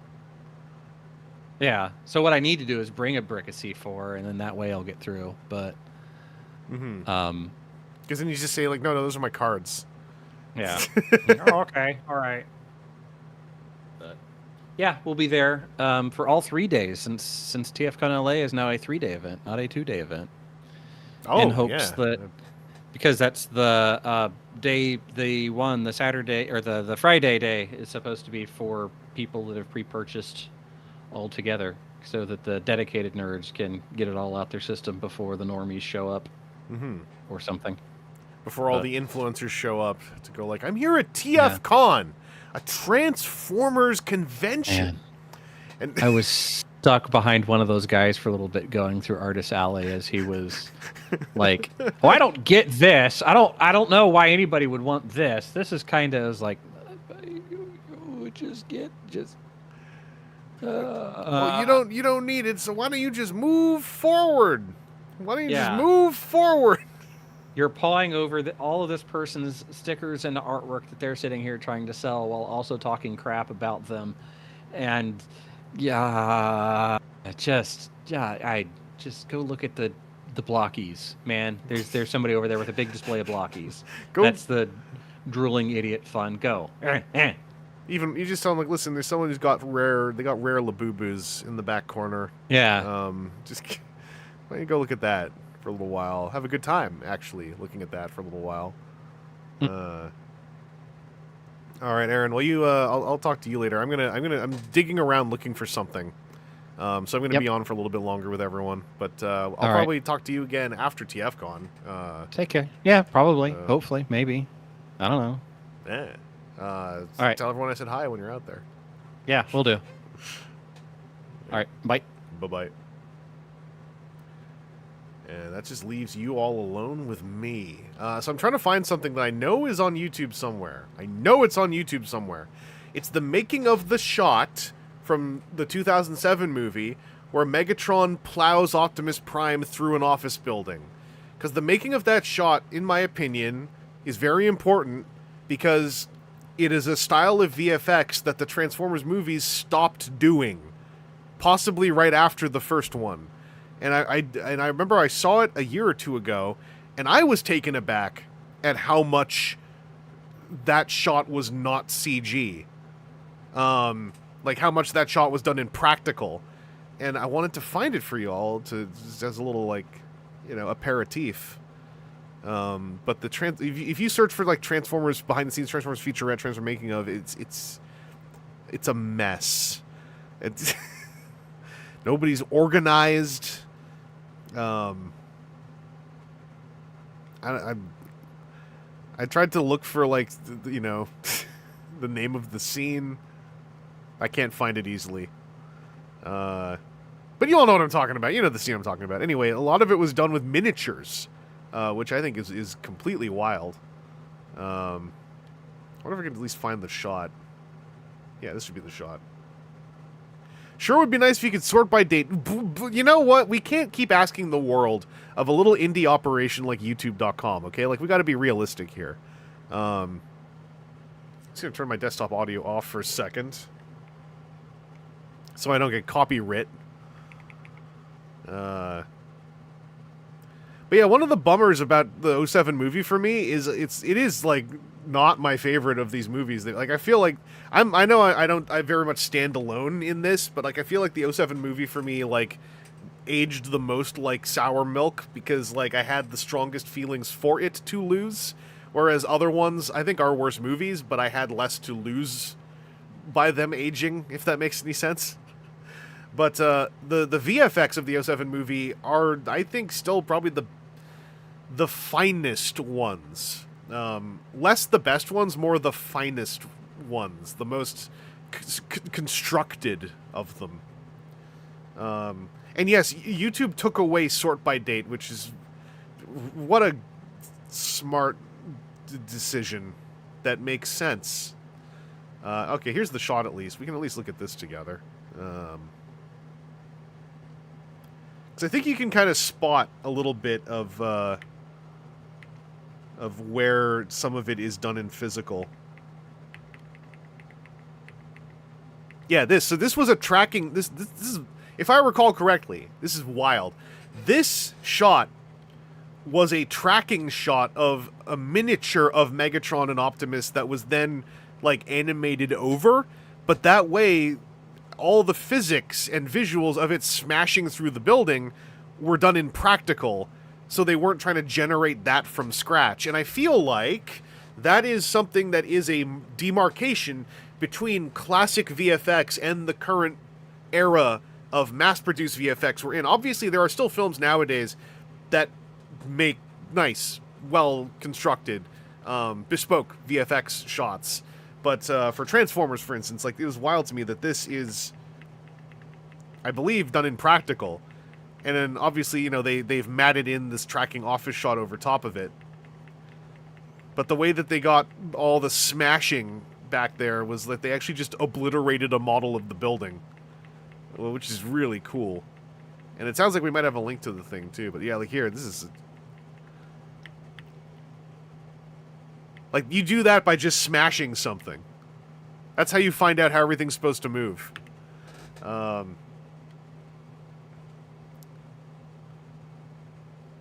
see, is this it? Let's take a look. This might be it. This looks right.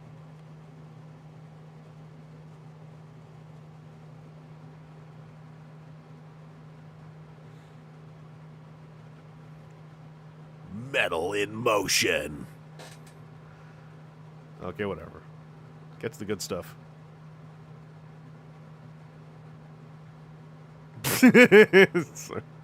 You can't hear the noise, but he's going like when he does that. Hang on, I want to see if I can get to the... Oh, this might... Yeah, this is the early animatic and everything. I don't think that they're going through the building, though.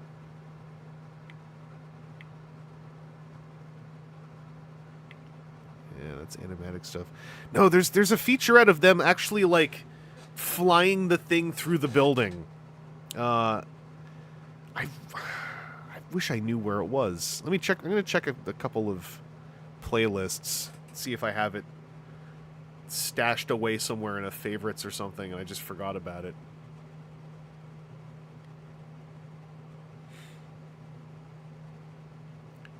Because it is the kind of visual effect nowadays that I would sort of assume, you know, would be done 100% in digital, start to finish. And if there is one way to win me over, it is to do unnecessary stuff, quote-unquote, stuff in practical, just for the sake of having a record of the visual of the practical effect.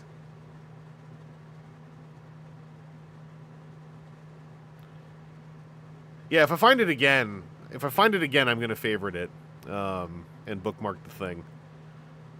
I'm just taking a look to see if I have Potion Cellar in my favorites.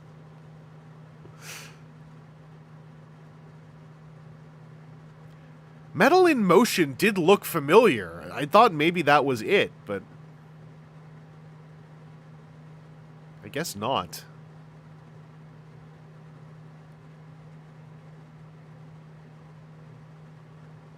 And now I'm on to the part where I was favoriting stuff about Daikon. For some reason I always start getting, like, tearful when I watch Daikon 4.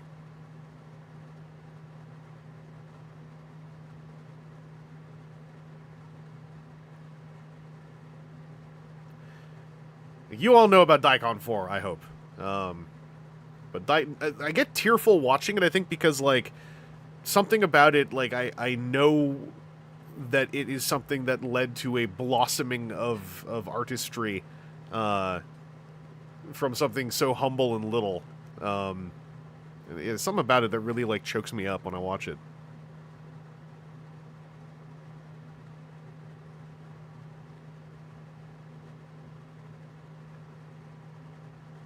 You cry when you watch things, you little baby. Yeah, it's true.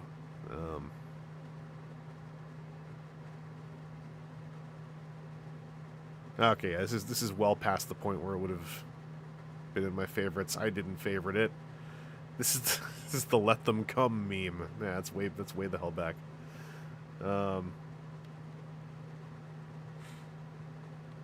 Robot Lorekeeper, I think people will know this, but the potion seller guy co-wrote Challengers, the tennis movie with Zendaya. Are you kidding me? That rules. Yeah, Alex Kidd, I have long lamented that the loss of physical media, it's not the loss of regular physical media is a shame in a lot of ways. The biggest shame to me is the loss of regular featurettes that are, you know, lengthy and available. There's still featurettes that happen, but often they're cut to be YouTube and short. Not shorts, but, you know, short on YouTube. Friggin', why do I have this in my favorites?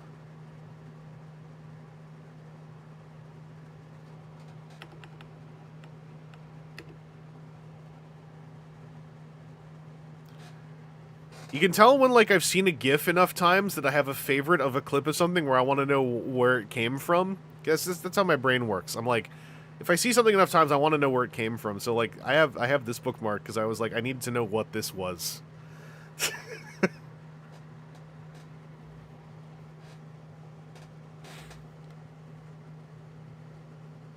I actually had a moment, I didn't realize it until my friend Hoopla told me, but I recently saw Nirvana the band, the movie, and I didn't know that that one of them was the guy who did Blackberry. I was like, huh. Yeah, I've never seen Monster House. I just, you know, I've seen the GIF 100 times. There you go. There you go.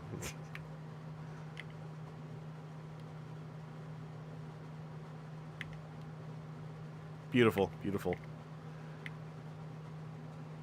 Nirvana the band, the movie. I heard good. I liked it. I think I liked it more. Like, I think I'm going to be more interested in watching the making of it than watching the movie itself over again. But that's just mostly because, like, I think it's amazing how well that style, like, just fit into what the film ended up being. And I think it's amazing how much of that film is built on the back of, like, we just filmed a ton of stuff and still had enough that we could convincingly have certain sequences. It is also, I was talking to Hoopla about this after we saw it, like, it's really great that now we have a Toronto movie that is incredibly Toronto that isn't Scott Pilgrim. Because, like, I'm not really a Scott Pilgrim hater, but, like, the way Scott Pilgrim loves Toronto is a way that I find a little cloying after a while. Whereas Nirvana the band, the movie, loves Toronto in a way that is a lot more, like, real and casual and just, like, my kind of vibe. Like, I have to see it again because there are a lot of things I just missed when I saw it the first time. But, like, you know, there's some overt gags, but also there's, like, a John Gomeshi gag, and it's like you'd have to really be you have to be in a certain mindset and a certain arrangement of knowledge to understand why a John Gomeshi gag would be funny.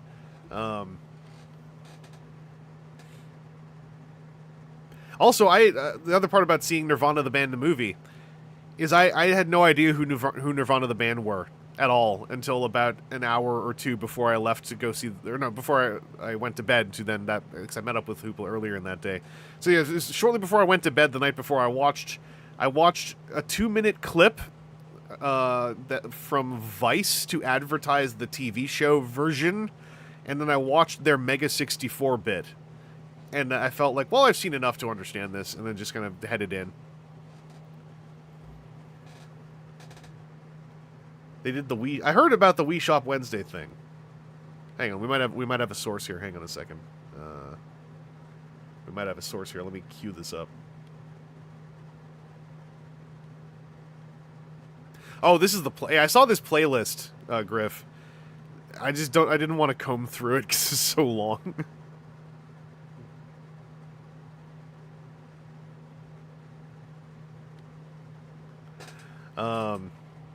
Turning Red. Oh, I meant to watch Turning Red. I still haven't seen it. I know Turning Red, but It's been on like my to-do list for a while.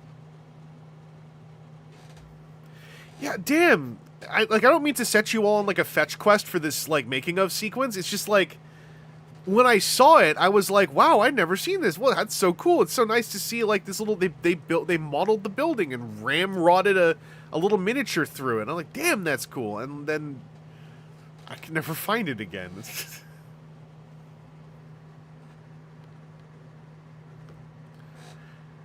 Anyway, let me see. What can I do to bring us closer to what we deserve. Let's go back here for a sec. Hey, look, it's that Toy Hacks code.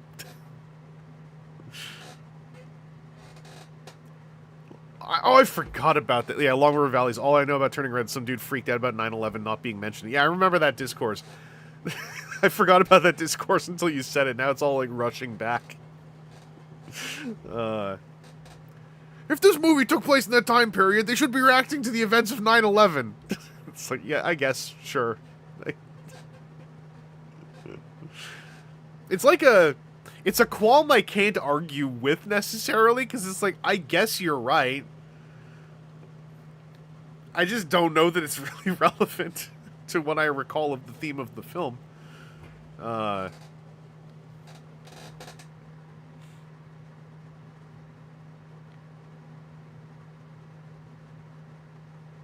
Oh, it involves building destruction, and oh, okay.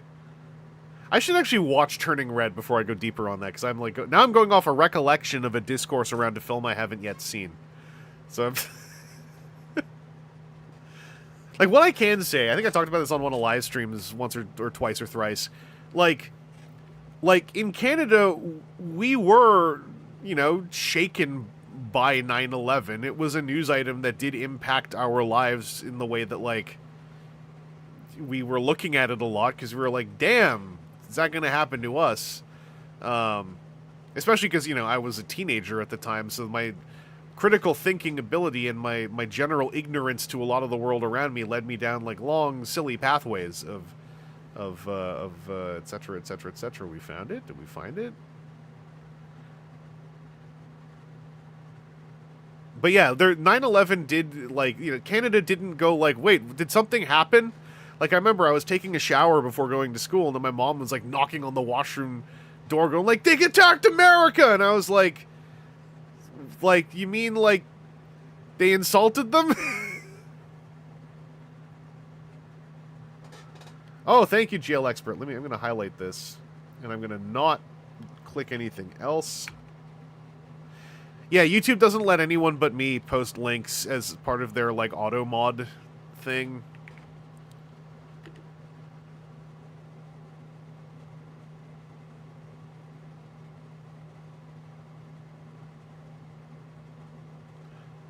Oh, here we go. This is on, like, what, 80.lev?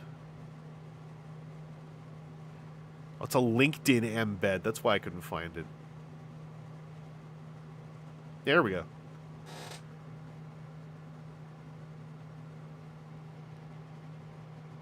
I can't full screen this, but can I make it bigger? I'm giving you no consent for nothing. Okay, whatever. Get off my screen.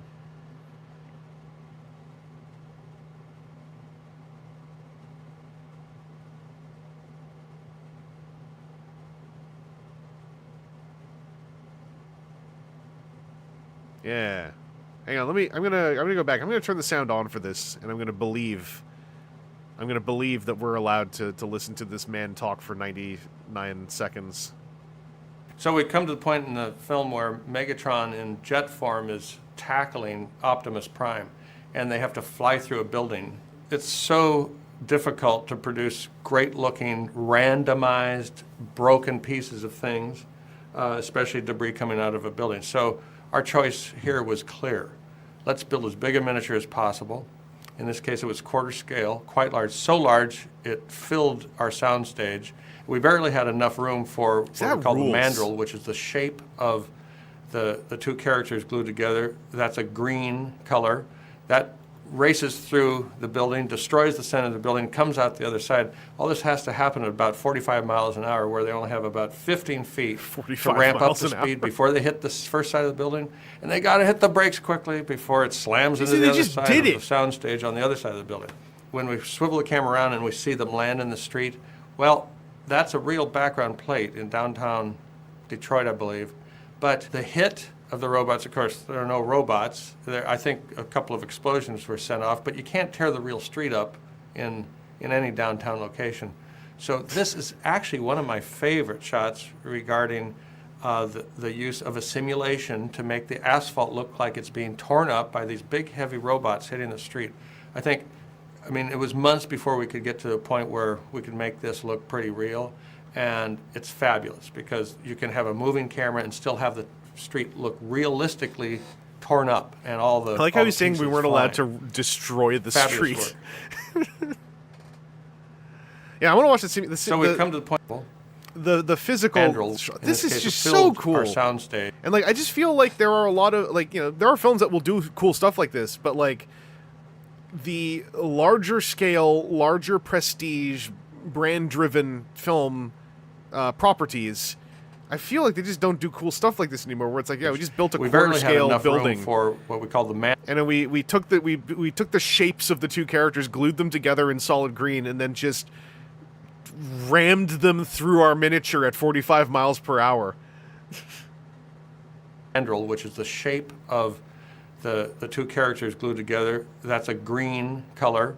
That races through the building, destroys the center of the building, comes out the other side. All this has to happen at about 45 miles an hour, where they only have about 15 I feet love that stuff. to ramp up to speed before. And like little camera they hit inside. the first side of the building, and they got to hit the brakes quickly before it slams into the other side of the soundstage on the other. Yeah, there's.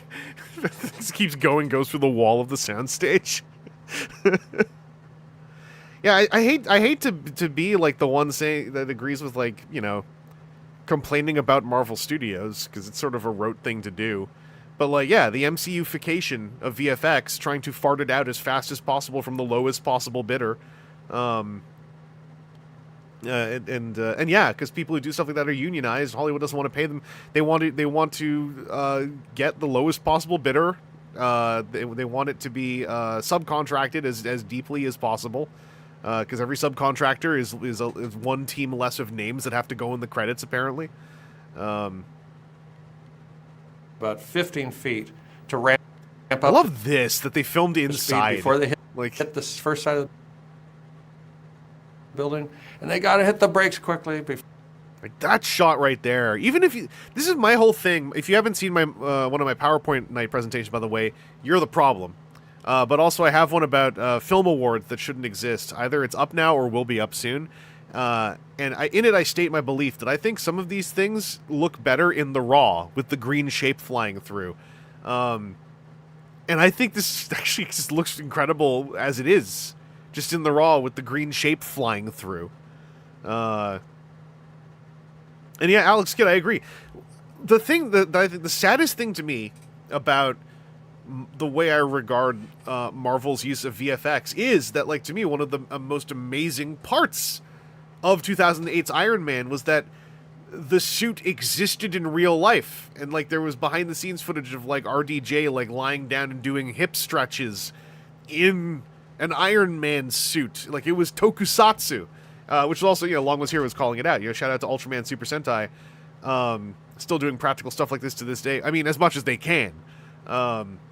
Always be ready for the rollback, right? Because like those companies are still owned by people in a territory that sadly seems to be one of the most pliable territories to really bad tech grifts. Not the only one, obviously.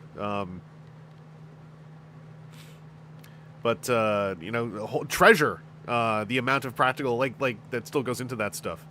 I'm very, very behind on how much I kept up with Super Sentai, but like King Oger, the way that they did their mech fights with just like, King Oger has a lot of like green screen stuff, but so much of it is rooted in a practical soil. Like the way that the cockpits for the Megazords were like this whole thing. If I'm thinking of the right one, at least. Also, it's not really Rest in Peace Super Sentai, right? Like it's Rest in Peace the brand Super Sentai, but like the whatever they were doing, I feel like it kind of just they're still doing their thing, right? Yeah, the crazy wire thing. Like the clip I saw of that, I was like, this is tokusatsu. This is visual effects in the real world. It was amazing. Because yeah, they're doing like, for those who don't know, like Super Sentai ended, and it ended with, you know, proper send off. It wasn't just like it's canceled. They had a whole stage show. They had a whole like Saraba kind of thing, right? And it sounds like, from what I understand at least, this is all like me hearing things 2 stages removed. But like, you know, it sounds like what they want to do is they want to start Project Red. They want to have a slightly more unified universe of characters and shows. They want the option for a show to just have a second season, etc. But like a lot of what they're, you know, doing for Gavin Infinity, like it looks, you know, not literally like Super Sentai, but it looks like a tokusatsu production, right? Like it looks like a Toei tokusatsu production.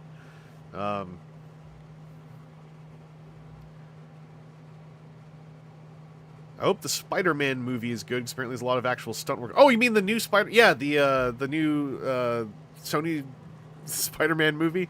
Yeah, all the shots of that like look great. The Spider-Man costume looks like... There was this thing recently where they showed like... was it Homecoming?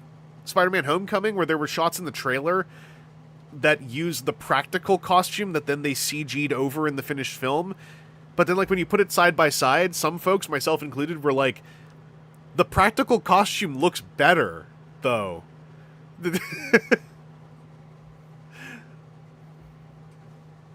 Sure would have been nice for Gavin Infinity to have gotten official subs in US Canada like Zets. Yeah, I mean, yeah. I mean, anytime, right? Anytime a tokusatsu thing comes out now, especially from Toei, and it's not being simulcast, it just makes me go like, well, but why, though? Like, what?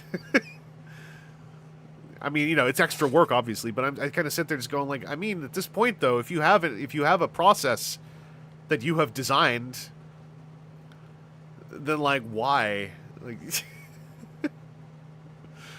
why not simulcast it? I mean, I can see why they wouldn't want to do this. I'm even of the opinion, like, if you can't afford to have it subtitled in time, you can. But if you claim you can't, then simulcast it in RAW. You know, like, we'll deal with it. We dealt with it for decades. People watched, what was it? Peephole? Not Peephole. That sounds like porn. You know what I mean? The Keyhole streams. Way back in the day, I remember I watched a Gaim Keyhole stream to see the debut of the Rambo machine gun. Yeah, Keyhole. Peephole. I used to watch my Raw Dog tokusatsu through the peephole, like everyone else did. Yeah, Kachidoki. But yeah, I don't know. I don't know, and I guess I do know, sort of. I can ascertain, like, a lot of, like, whenever I'm like, why doesn't Toei, then, like, everyone who likes One Piece and everyone who likes Dragon Ball, they all go, like, yeah, why don't they? Why don't they? It's like we went through that all already. And I'm like, no, I see what you mean, but also, like, if you both went through it all already over decades, surely it's solved then. But I know, I'm applying a logic that doesn't apply to the processes, right? I wait for my subtitles like a good fan. Yeah, I think it's the only time I did a Keyhole stream was I wanted to see the Kachidoki episode with everybody. I don't think I could like, put in the work to do that anymore. Like, I'm spoiled. Ultraman Z spoiled me. Like, being able to watch that simulcast with the Japanese audience and the Malaysian audience and the SCA audience, I should say, right? Like, all together in one shared chat where we were all posting in our own languages, but then the moment that the theme song started, when Masaki Endo drops that 100-year-long Z, we would all just be hammering capital Z over and over in the chat, just like spamming. And like that, I don't know how you recapture that energy anymore. Like that was such a beautiful moment in history for me. Just every international community just uniting to friggin' scream along to the theme song in chat. So cool. I'm thinking about the last episode stream of Zed again. I always get teared up thinking, because we were like watching, and when in the last episode, when they dropped the phrase "chant my name," we were friggin' like, I don't know how to explain being in that live stream audience. Anyway, what a great note. What a great note to have me go into this folder and click this thing. So that I can say, thanks for checking out the stream today. Thanks for joining us for our first retro news dive of 2026. I know it's been a while, but, you know, things happen to me in my cognition. So obviously we're not going to be doing one, like, right away. Bookmark this site. Good idea. We're not going to be doing another one right away. Aaron is getting ready for TFCon LA, and I am suddenly very busy all the time this week, looking at my little handwritten planner. JTL, welcome! So, yeah, tomorrow, a video goes live about a pack of cards that are going to be debuting at TFCon LA in just under a week. And that's the main update I've got for you.